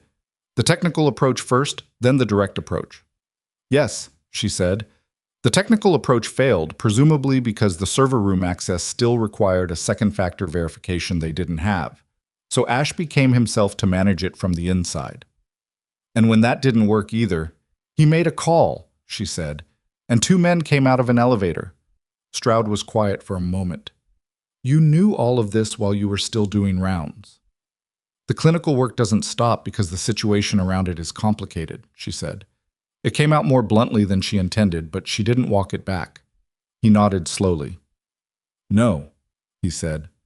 "I suppose it doesn't." At 9:00 a.m. Calloway convened what she called a documentation session in the hospital's administrative conference room, which was a large, windowed space on the 4th floor that smelled of dry erase markers and institutional carpet. She had a team with her, 3 people from DCAA, a federal attorney, and a signals analyst who set up a laptop connected to an external drive the moment he sat down. Nora was there because Calloway had asked her to be there, and because the colonel had said it was important that she be present when the evidentiary record was formally constructed, because her clinical documentation was the anchor of the chain, and chains needed their anchors to sit still. Farwell was there too. He sat at the far end of the table from where Ashby had sat the night before, and there was something in his posture that told her he was doing the uncomfortable interior work of a person who has been used as an instrument and is now reckoning with what that means about the people who use them and about themselves. Boss came in by phone. His voice on the conference line was the same careful, controlled voice from the satellite call the night before, and he walked Calloway's team through the documentation sequence with the specific, organized precision of someone who had been preparing this presentation for 8 weeks and had spent those weeks hoping he would never need to use it, and knowing he probably would. The original site assessment field notes, the ones showing the flagged chemical odor that was removed from the final report, were verified against the metadata timestamp on the document file. The alteration had been made 11 days after the original assessment by a user credential belonging to a Halcyon Meridian data management employee who was currently, Calloway noted, on administrative leave for an unrelated compliance issue, which was the kind of coincidence that wasn't. The communication logs between Ashby and the OSI contact who had briefed Farwell were decoded by the signals analyst in 40 minutes. They showed 4 conversations over 6 days. The first 3 were framed as general consultation about contractor compliance. The fourth, from 47 hours before the incident, was specific. A discussion about a nurse at Harwick Ridge Military Medical Center, her classified background, and the most effective way to frame an unauthorized intervention narrative if the situation required it. Farwell sat very still through the reading of the 4th communication. When it was finished, he said, "The OSI contact who briefed me was Hendricks." Calloway looked at him. "We know. Hendricks and I worked together for 6 years." "I know," Calloway said, and her voice was not without compassion, but it was also not going to stop for it. Farwell looked at the table. He pressed his hands flat on the surface. The same gesture Nora had used the night before, she noticed, which probably meant nothing but which she noticed anyway. "What do you need from me?" "A formal statement about the briefing you received and a complete account of every communication you had with Hendricks in the 72 hours before last night," Calloway said. "And then I need you to call your supervising director." He nodded. He picked up his phone. At 11:30 a.m., Ashby was formally taken into federal custody in the consultation room where he had spent the night under Farwell's people's management. He did not speak when they read him his rights. He looked at the floor with the expression of a man calculating something and finding that the numbers no longer worked. Nora was not in the room when it happened. She was on the trauma floor doing her 3rd round of vitals checks on 5 patients who were all, by every clinical measure that mattered, going to be fine. She heard about it from Rita, who appeared at the nursing station at 11:47 with the particular expression of someone who has been holding information for the appropriate amount of time and has now decided that time is up. "They arrested the contractor," Rita said. "I know," Nora said. "The 2 men from the hallway are being charged with something federal." Rita paused. "Hendricks, the OSI person, is being suspended pending investigation." "I know that too." Rita looked at her for a moment. "You've known a lot of things tonight that you didn't share." "I shared what was clinically relevant," Nora said. "That's true," Rita said, "and infuriating." Nora looked at her. There was something genuine in Rita's face. Not anger, not accusation. The particular exasperation of someone who has spent a night working alongside a person they thought they understood and has discovered they were working alongside something significantly larger. "I'm sorry," Nora said, "for the parts that made your night harder." Rita made a sound that wasn't quite a laugh. "You saved 5 people, kept a second conspiracy from destroying the evidence, and managed all of it while completing a full shift of nursing documentation that is, according to Dr. Ocon, the most thorough she's seen in 3 years. She paused. "My night was fine, Callahan." "Nora?" It came out before she decided to say it. Rita looked at her. "My name," she said. "It's Nora." Rita held her gaze for a moment. Something passed between them that didn't need a name. Then Rita said, "You should eat something, Nora." She was in the break room with a cup of soup that she was eating mechanically at 12:20 p.m. when the colonel came and sat down across from her. He set the black case on the floor between his feet. He looked like a man who had been awake for 22 hours, which was what he was. He put a thin folder on the table between them. "Merritt sent this through the secure channel an hour ago," he said. "It's a formal reinstatement notification." She looked at the folder without touching it. "Kestrel Medical Unit," he said. "The classification on your service record is being lifted. The operational files from the 3 theater deployments are being declassified to a level that allows formal acknowledgement." He paused. What you did in those operations, the evacuations, the field treatment protocols you developed, is going to be on record. With your name. She was quiet. You don't look pleased, he said. I didn't go dark because I wanted recognition, she said. I went dark because the situation required it. I know. He looked at her steadily. But the situation has changed. Has it? She finally picked up the folder and opened it. The top page had a standard federal letterhead and several lines of dense administrative language. Her operational designation, her service record summary. The formal language of reinstatement into a status that had, for 3 years, officially not existed. What does this mean practically? It means the treatment protocol you used last night is officially attributable to documented training, he said, which means no one can frame it as unauthorized, which means Halcyon's legal strategy loses its last functional argument. She looked at the page. This was prepared before tonight. Yes. She looked at him. Merritt has been working toward this for 14 months, he said, since Voss first raised concerns about the Halcyon contract. The reinstatement was part of the legal architecture. It was always going to be needed if the compound appeared in a clinical setting. She set the folder down. She thought about that. About the 14 months of Merritt working in a federal building somewhere, building a case architecture that had a space in it shaped exactly like her. About whether the shape had been there because they had anticipated her or because they had built the case around what they knew she would do if the situation arose. Did you know I was here? She said. Before tonight. Did you know I was at Harwick Ridge? He didn't answer immediately. That was its own answer. How long? She said. 8 months? He said. We knew where you'd placed yourself. We didn't surveil you. We knew the location. She sat with that for a moment.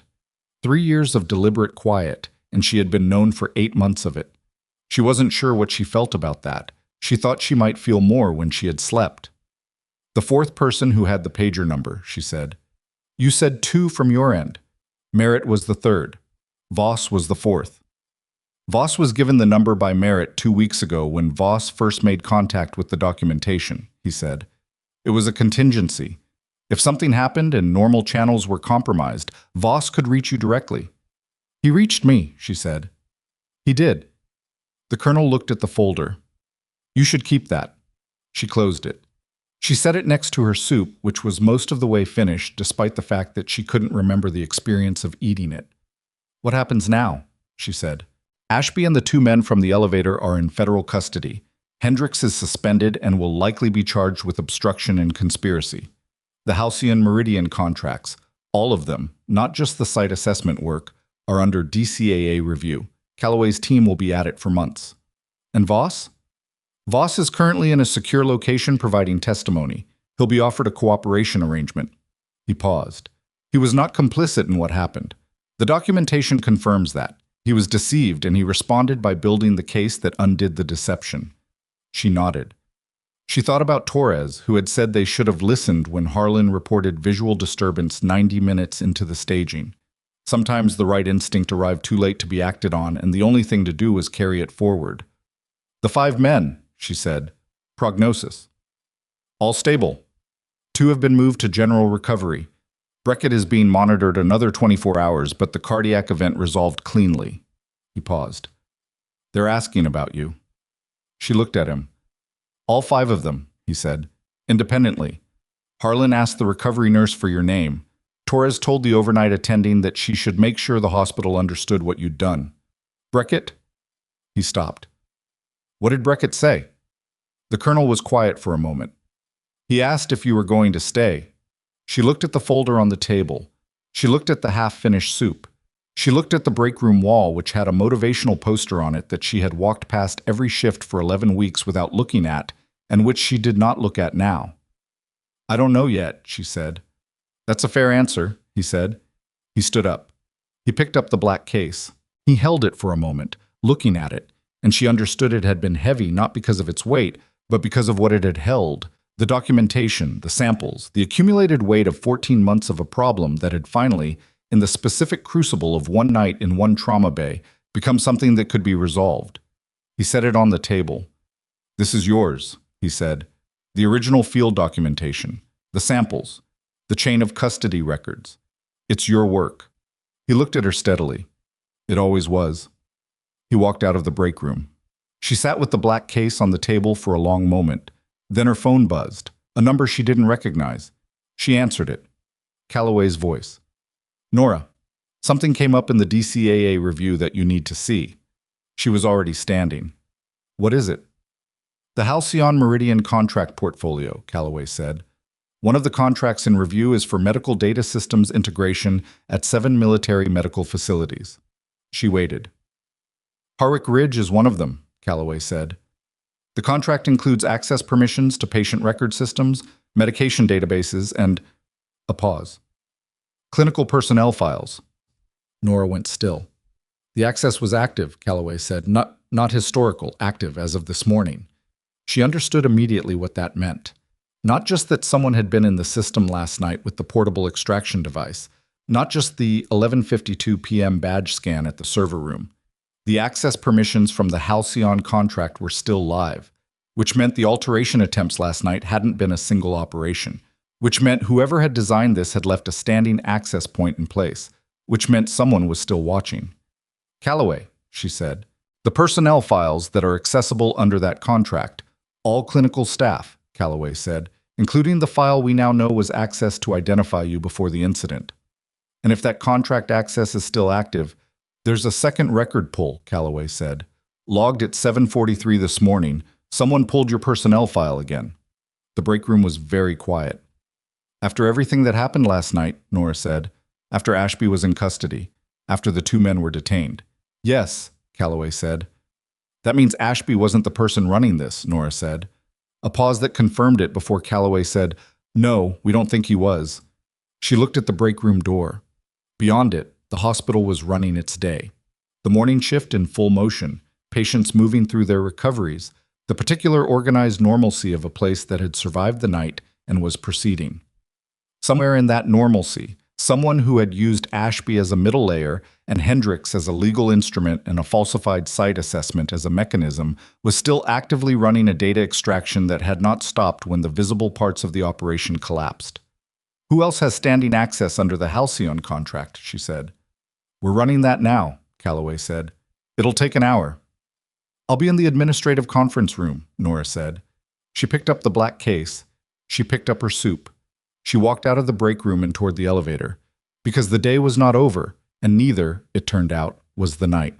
The elevator doors closed behind her, and she stood alone in the small mirrored box with the black case in one hand and a container of cold soup in the other, and for exactly the duration of 4 floors, she let herself feel the full weight of what the last 13 hours had been.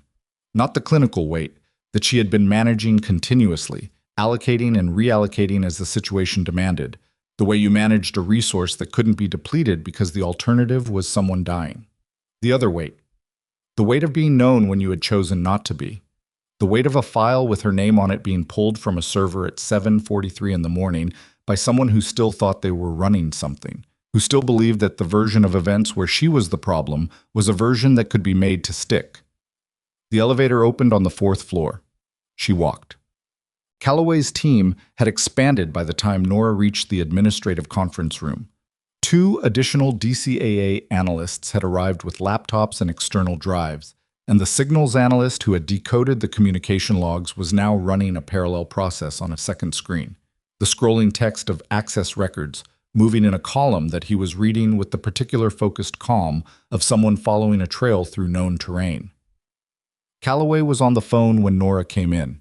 She held up one finger, a minute, and finished her call with the kind of clipped efficiency that communicated she was talking to someone senior and was not going to let that seniority slow the conversation down. She hung up. She looked at Nora. Sit down. Nora sat. The standing access permissions under the Halcyon medical data contract, Calloway said, pulling a printed sheet from the stack in front of her. 7 credentialed users. 4 of them are administrative personnel at Halcyon Meridian's data management division. They're being flagged, and their access is being suspended in the next 30 minutes. She set the sheet on the table between them.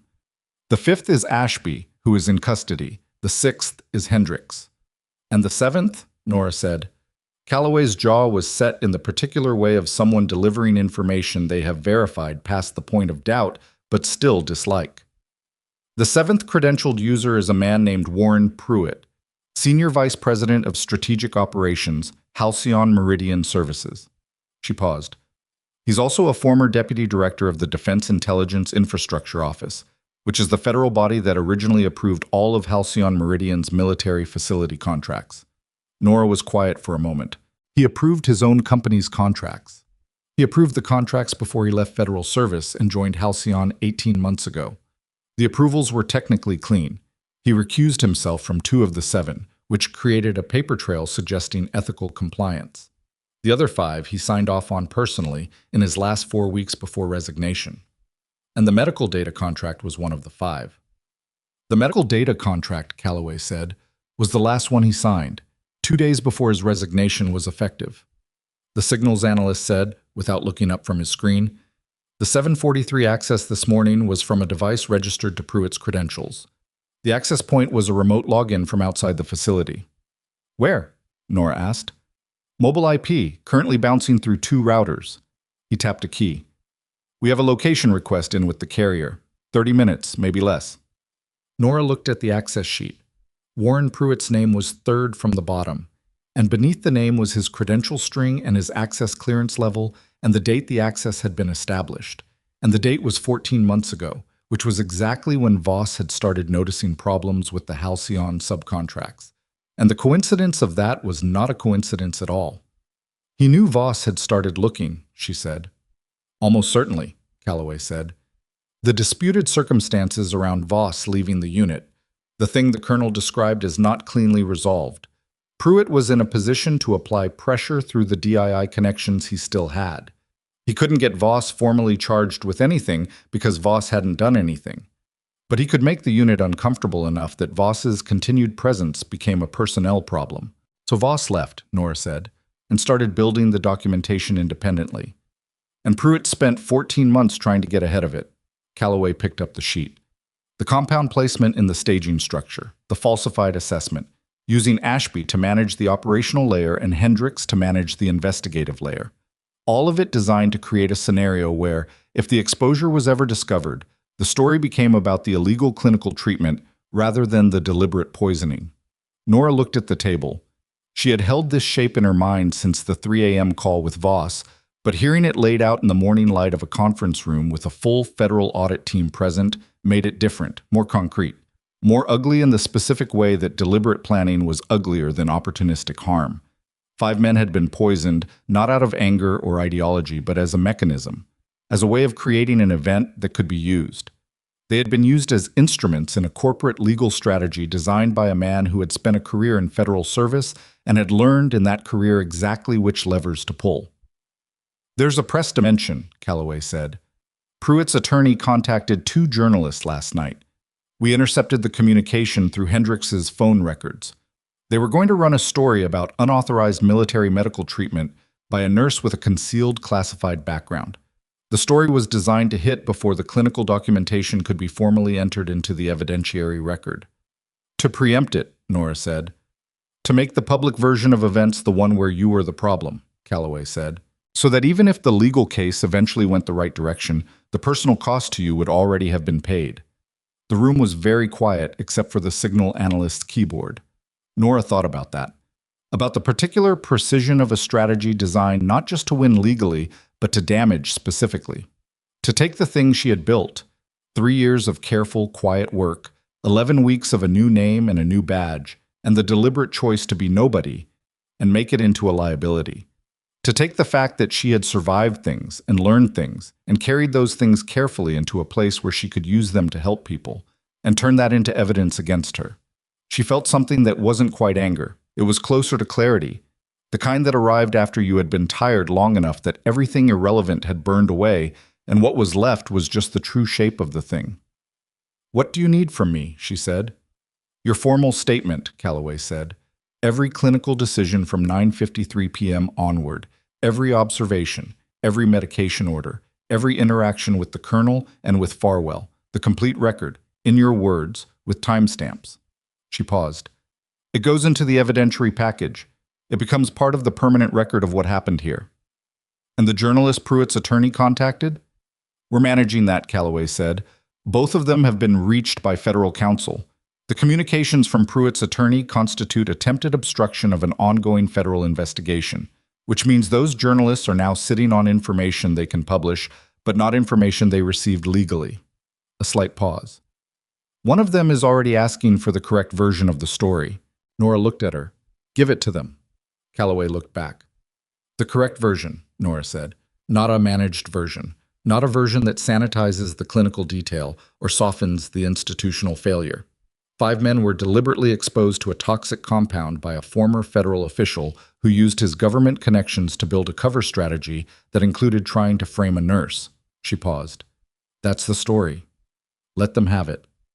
She gave her statement to the federal attorney over 3 hours, sitting at the conference room table with a fresh coffee that she actually drank while it was hot for the first time in 14 hours. She was precise. She did not editorialize. She described every clinical observation in the language she had been trained to use in field reports, which was the language of what she saw and what she did and what happened as a result, without the language of what she felt or what she feared or what she thought it meant. The attorney asked her twice to clarify a point about the medication protocol. She clarified it. He asked once whether she had been certain of the treatment approach at each decision point. She said she had been certain of the clinical logic at each point, which was not the same thing as certainty about outcome, and that she would not claim it was. He nodded at that. She got the impression he respected the distinction. At 2:15 p.m., the signals analyst confirmed the location on Pruitt's 743 access, a hotel 14 miles from Harwick Ridge, close enough to have come in person if needed, far enough to maintain the appearance of distance. A federal team was dispatched at 2:17. Warren Pruitt was taken into custody at 2:44 p.m. in the lobby of a business hotel while he was on a phone call with his attorney, which meant his attorney heard it happen in real time, which was not something anyone had planned but which Calloway, when she was told, described simply as appropriate. Nora was finishing her statement when she heard. She did not celebrate. She sat for a moment with the information and let it be what it was. The closing of a mechanism that had been running for 14 months and had hurt 5 people and had tried, with significant resources and planning, to hurt her. It was over. Closed did not mean undone. The 5 men would carry the physiological memory of the exposure, and some fraction of the autonomic disruption might take months to fully resolve.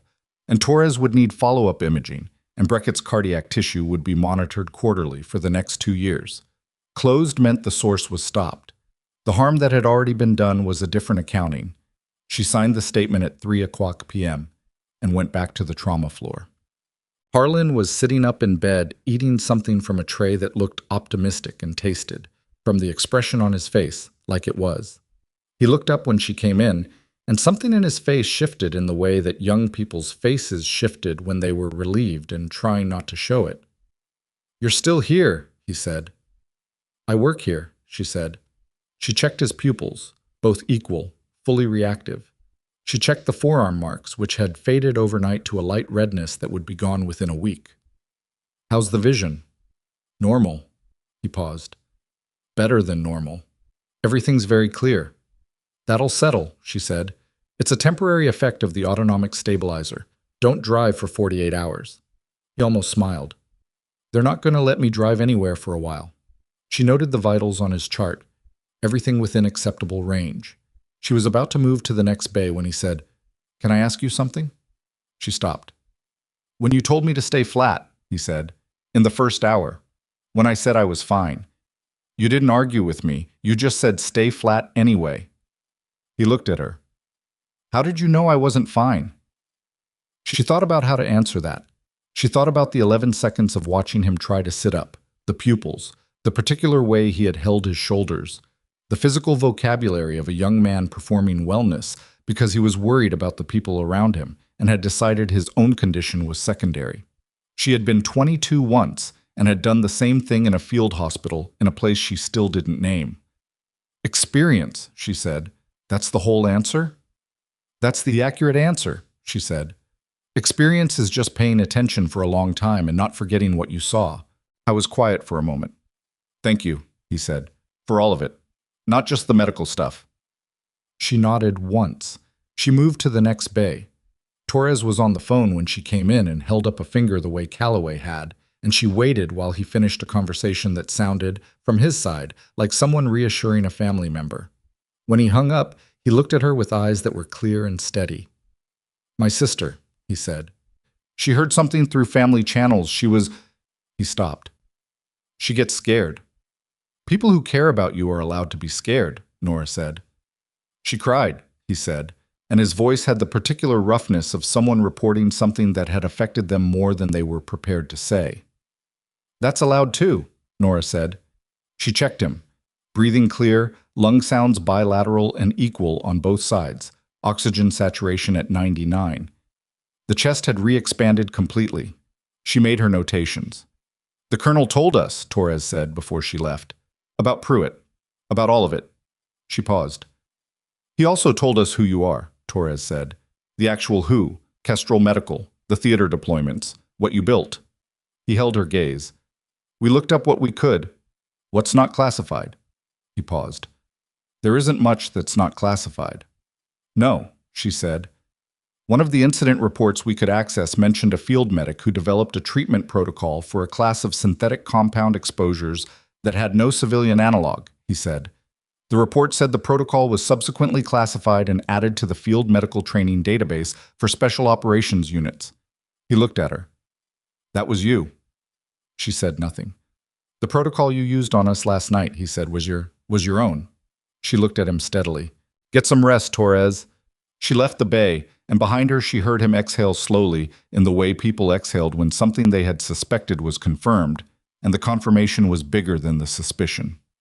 Brackett's room was quieter than the others. He had been moved from recovery to a private monitored room, and when she came in, he was not asleep and not on the phone, but simply sitting with the particular settled quality of a man who had survived things before and understood that survival had a texture that was worth paying attention to. He looked at her when she came in. He didn't say anything for a moment. She checked his cardiac monitor, sinus rhythm, regular, rate at 68. The arrhythmia from the early morning had not recurred. She checked his surgical site, checked his pressure, made her notes. "You're going to be discharged in 24 to 48 hours, she said. "Cardiac follow-up in 4 weeks. The surgery outcome was clean." "I know," he said. "Stroud told me this morning." She nodded. "The colonel told us Pruitt's been arrested," he said. "Yes." "And the journalists have the correct version of the story." "As of an hour ago." He was quiet. Outside the window. Brackett's room had a window, which was not something the trauma bays had. The afternoon was overcast and flat-lit and ordinary in the way that afternoons after nights like this sometimes were, the world continuing its business. "Nora," he said. She looked at him. It was the first time any of them had used her first name. "Are you going to stay?" he asked. The same question the colonel had told her about. The one he had asked the recovery nurse before he knew he could ask her directly. She had said she didn't know yet, when the colonel had told her.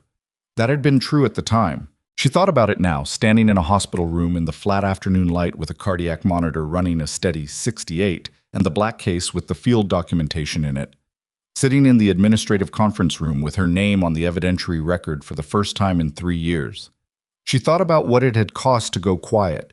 Not the safety of it, which had been real, but the other cost. The cost of watching herself become smaller than the work she was capable of, because small was the shape she had decided was safest, because small was what people left alone. She had not been left alone.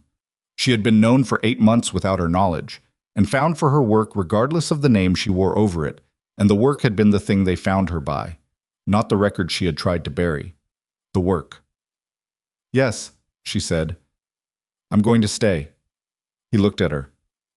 "Good," he said simply. She left the room. At 5 p.m., Stroud called a department meeting. This was not unusual in itself.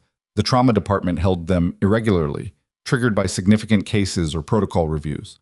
What was unusual was that he called it for the end of the day shift, which meant the night shift came in early to attend, and the conference room on the trauma floor was full in a way it generally wasn't. Nora stood near the back. She was still in her scrubs from the night before. She had not gone home. She had not changed. She looked like someone who had worked for 20 hours, which was what she was. And she had stopped apologizing for what she looked like approximately 6 years ago. Stroud stood at the front of the room. He was not a man built for sentiment. She had understood that from the beginning, and he did not attempt it now.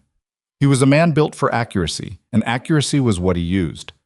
Last night, he said, this department received 5 critical patients under circumstances that were not what they appeared. The initial triage decision was mine, and it was wrong.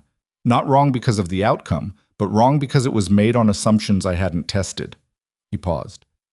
I assigned those 5 patients to the least senior nurse in this department because I thought it was a low-risk assignment. The room was quiet. It was not a low-risk assignment, he said. And the nurse I assigned them to knew that before I did, and managed all 5 patients through a night that would have tested any clinician in this room using clinical judgment that I am formally documenting as exceptional and that will be reflected in her personnel file with my signature on it. He looked at Nora. The room looked at Nora.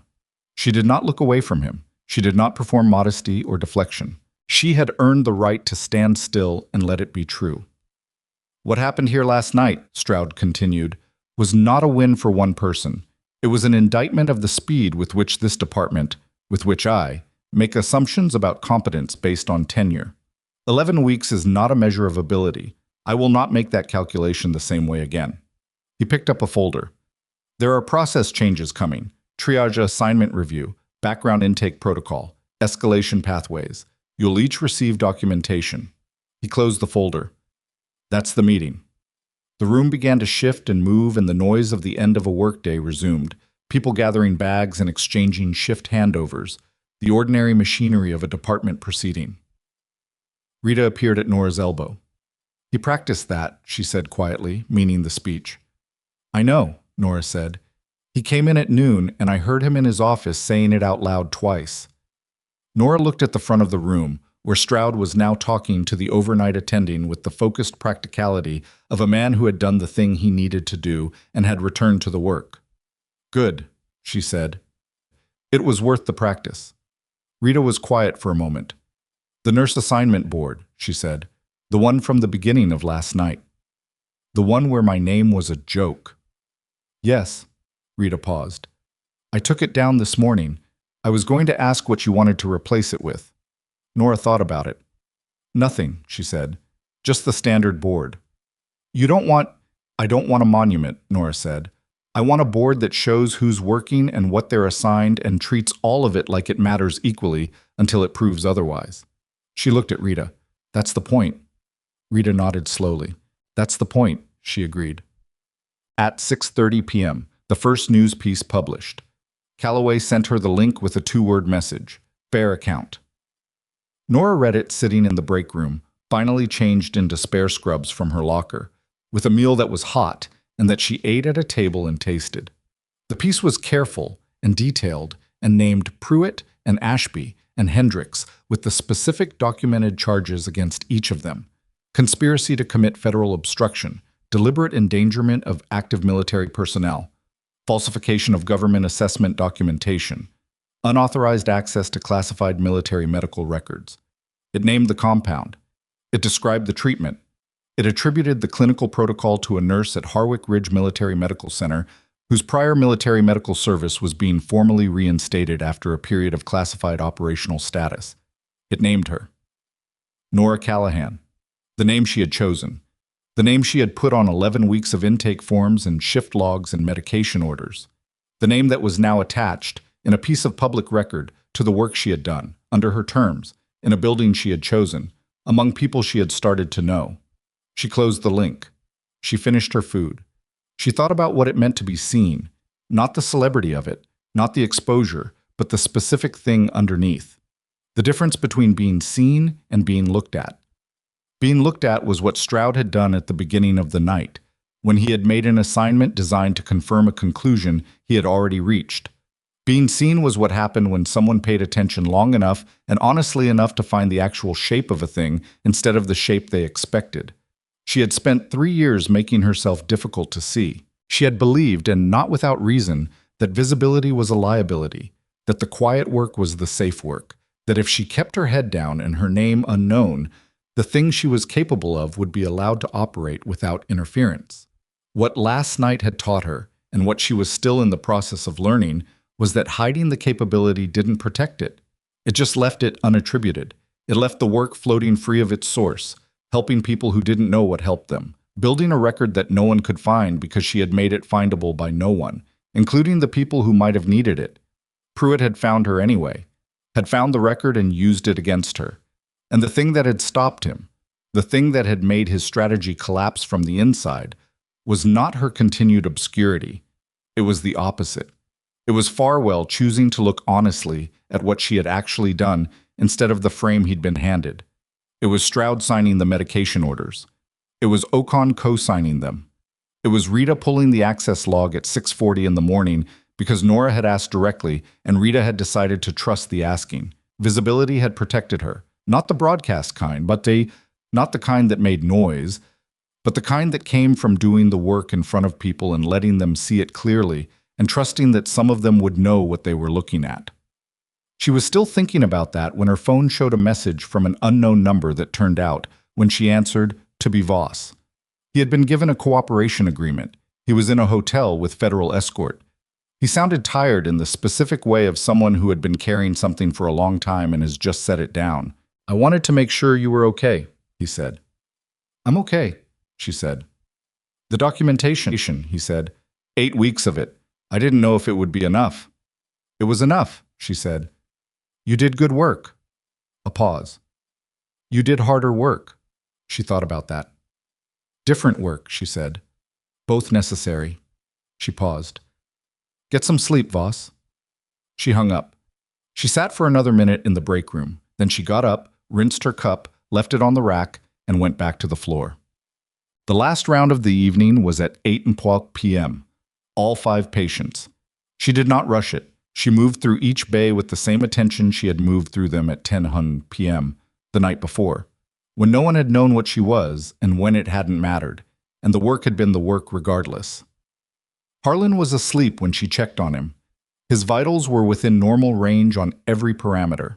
She adjusted his blanket without waking him because the gesture was useful, and because she was human, and sometimes useful gestures and human gestures were the same thing.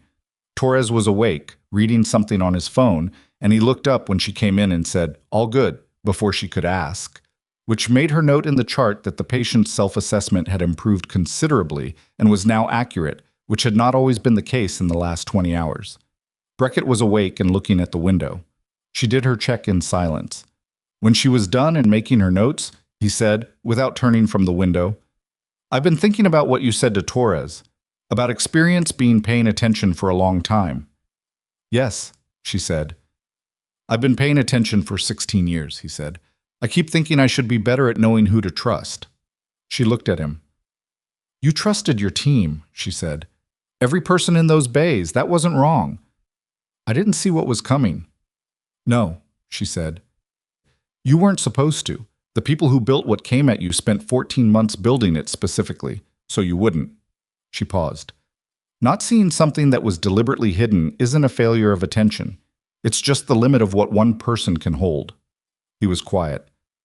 "That's why it matters," she said. "Who's standing next to you?" He turned from the window and looked at her. His expression was the expression of a man who was not going to say the thing he was thinking, but was thinking it clearly. She finished her notes. "Sleep," she said. "Discharge assessment at 0800. She left the room and finished the round. When she was done, she stood at the nursing station and wrote up the evening summary and filed it in the system with her name on it, the full name, the name that was in the public record now, the name attached to the reinstatement file, and the evidentiary package, and the clinical documentation of 20 hours of work that had kept 5 people alive. Nora Callahan. It was her name. It had always been her name. She had picked it because it was ordinary, because it would not catch on anything, because it belonged to no story she had lived before. And now it belonged to this one. And this one was not a story she was ashamed of. She logged out of the system. She picked up her bag. She passed Rita at the charge desk on the way out. "Tomorrow, 0700, Rita said, without looking up from her clipboard. 0700, Nora confirmed. She walked through the trauma bay, past the monitors, past the bays, past the place where she had stood at 9:58 p.m. the night before with 5 stretchers and a department full of people who had not yet understood what they were looking at. The lights were quieter now. The overnight rhythm had begun, that particular low hum of a hospital after dark, when the emergencies that come in are single instead of multiple, and the staff has the specific steady readiness of people who know how to wait. She pushed through the ambulance bay doors and stepped outside.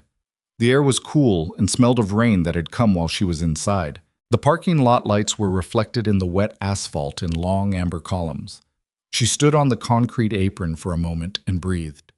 There was something she had been told once by a field surgeon in a situation she had never written down, who had looked at her after a case that had gone sideways in 5 directions and then correct in 2 and said, "The measure of a medic isn't whether they panic, it's what they do while they're panicking." She had been 24 and exhausted, and she had not known what to do with that at the time. She had carried it forward because she had been trained to carry things forward even when she didn't know what they were for yet. She knew now. The measure wasn't the composure.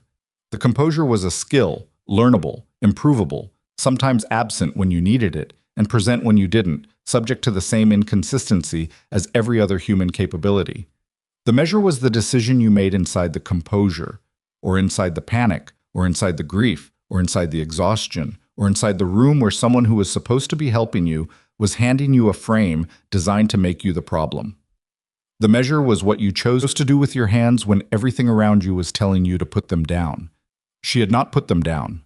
She was not a hero. She was a person who was good at a specific set of things and who had chosen, in the specific circumstances of one long night, to use those things regardless of whether anyone in the room understood their value. She had been wrong about some things and right about others.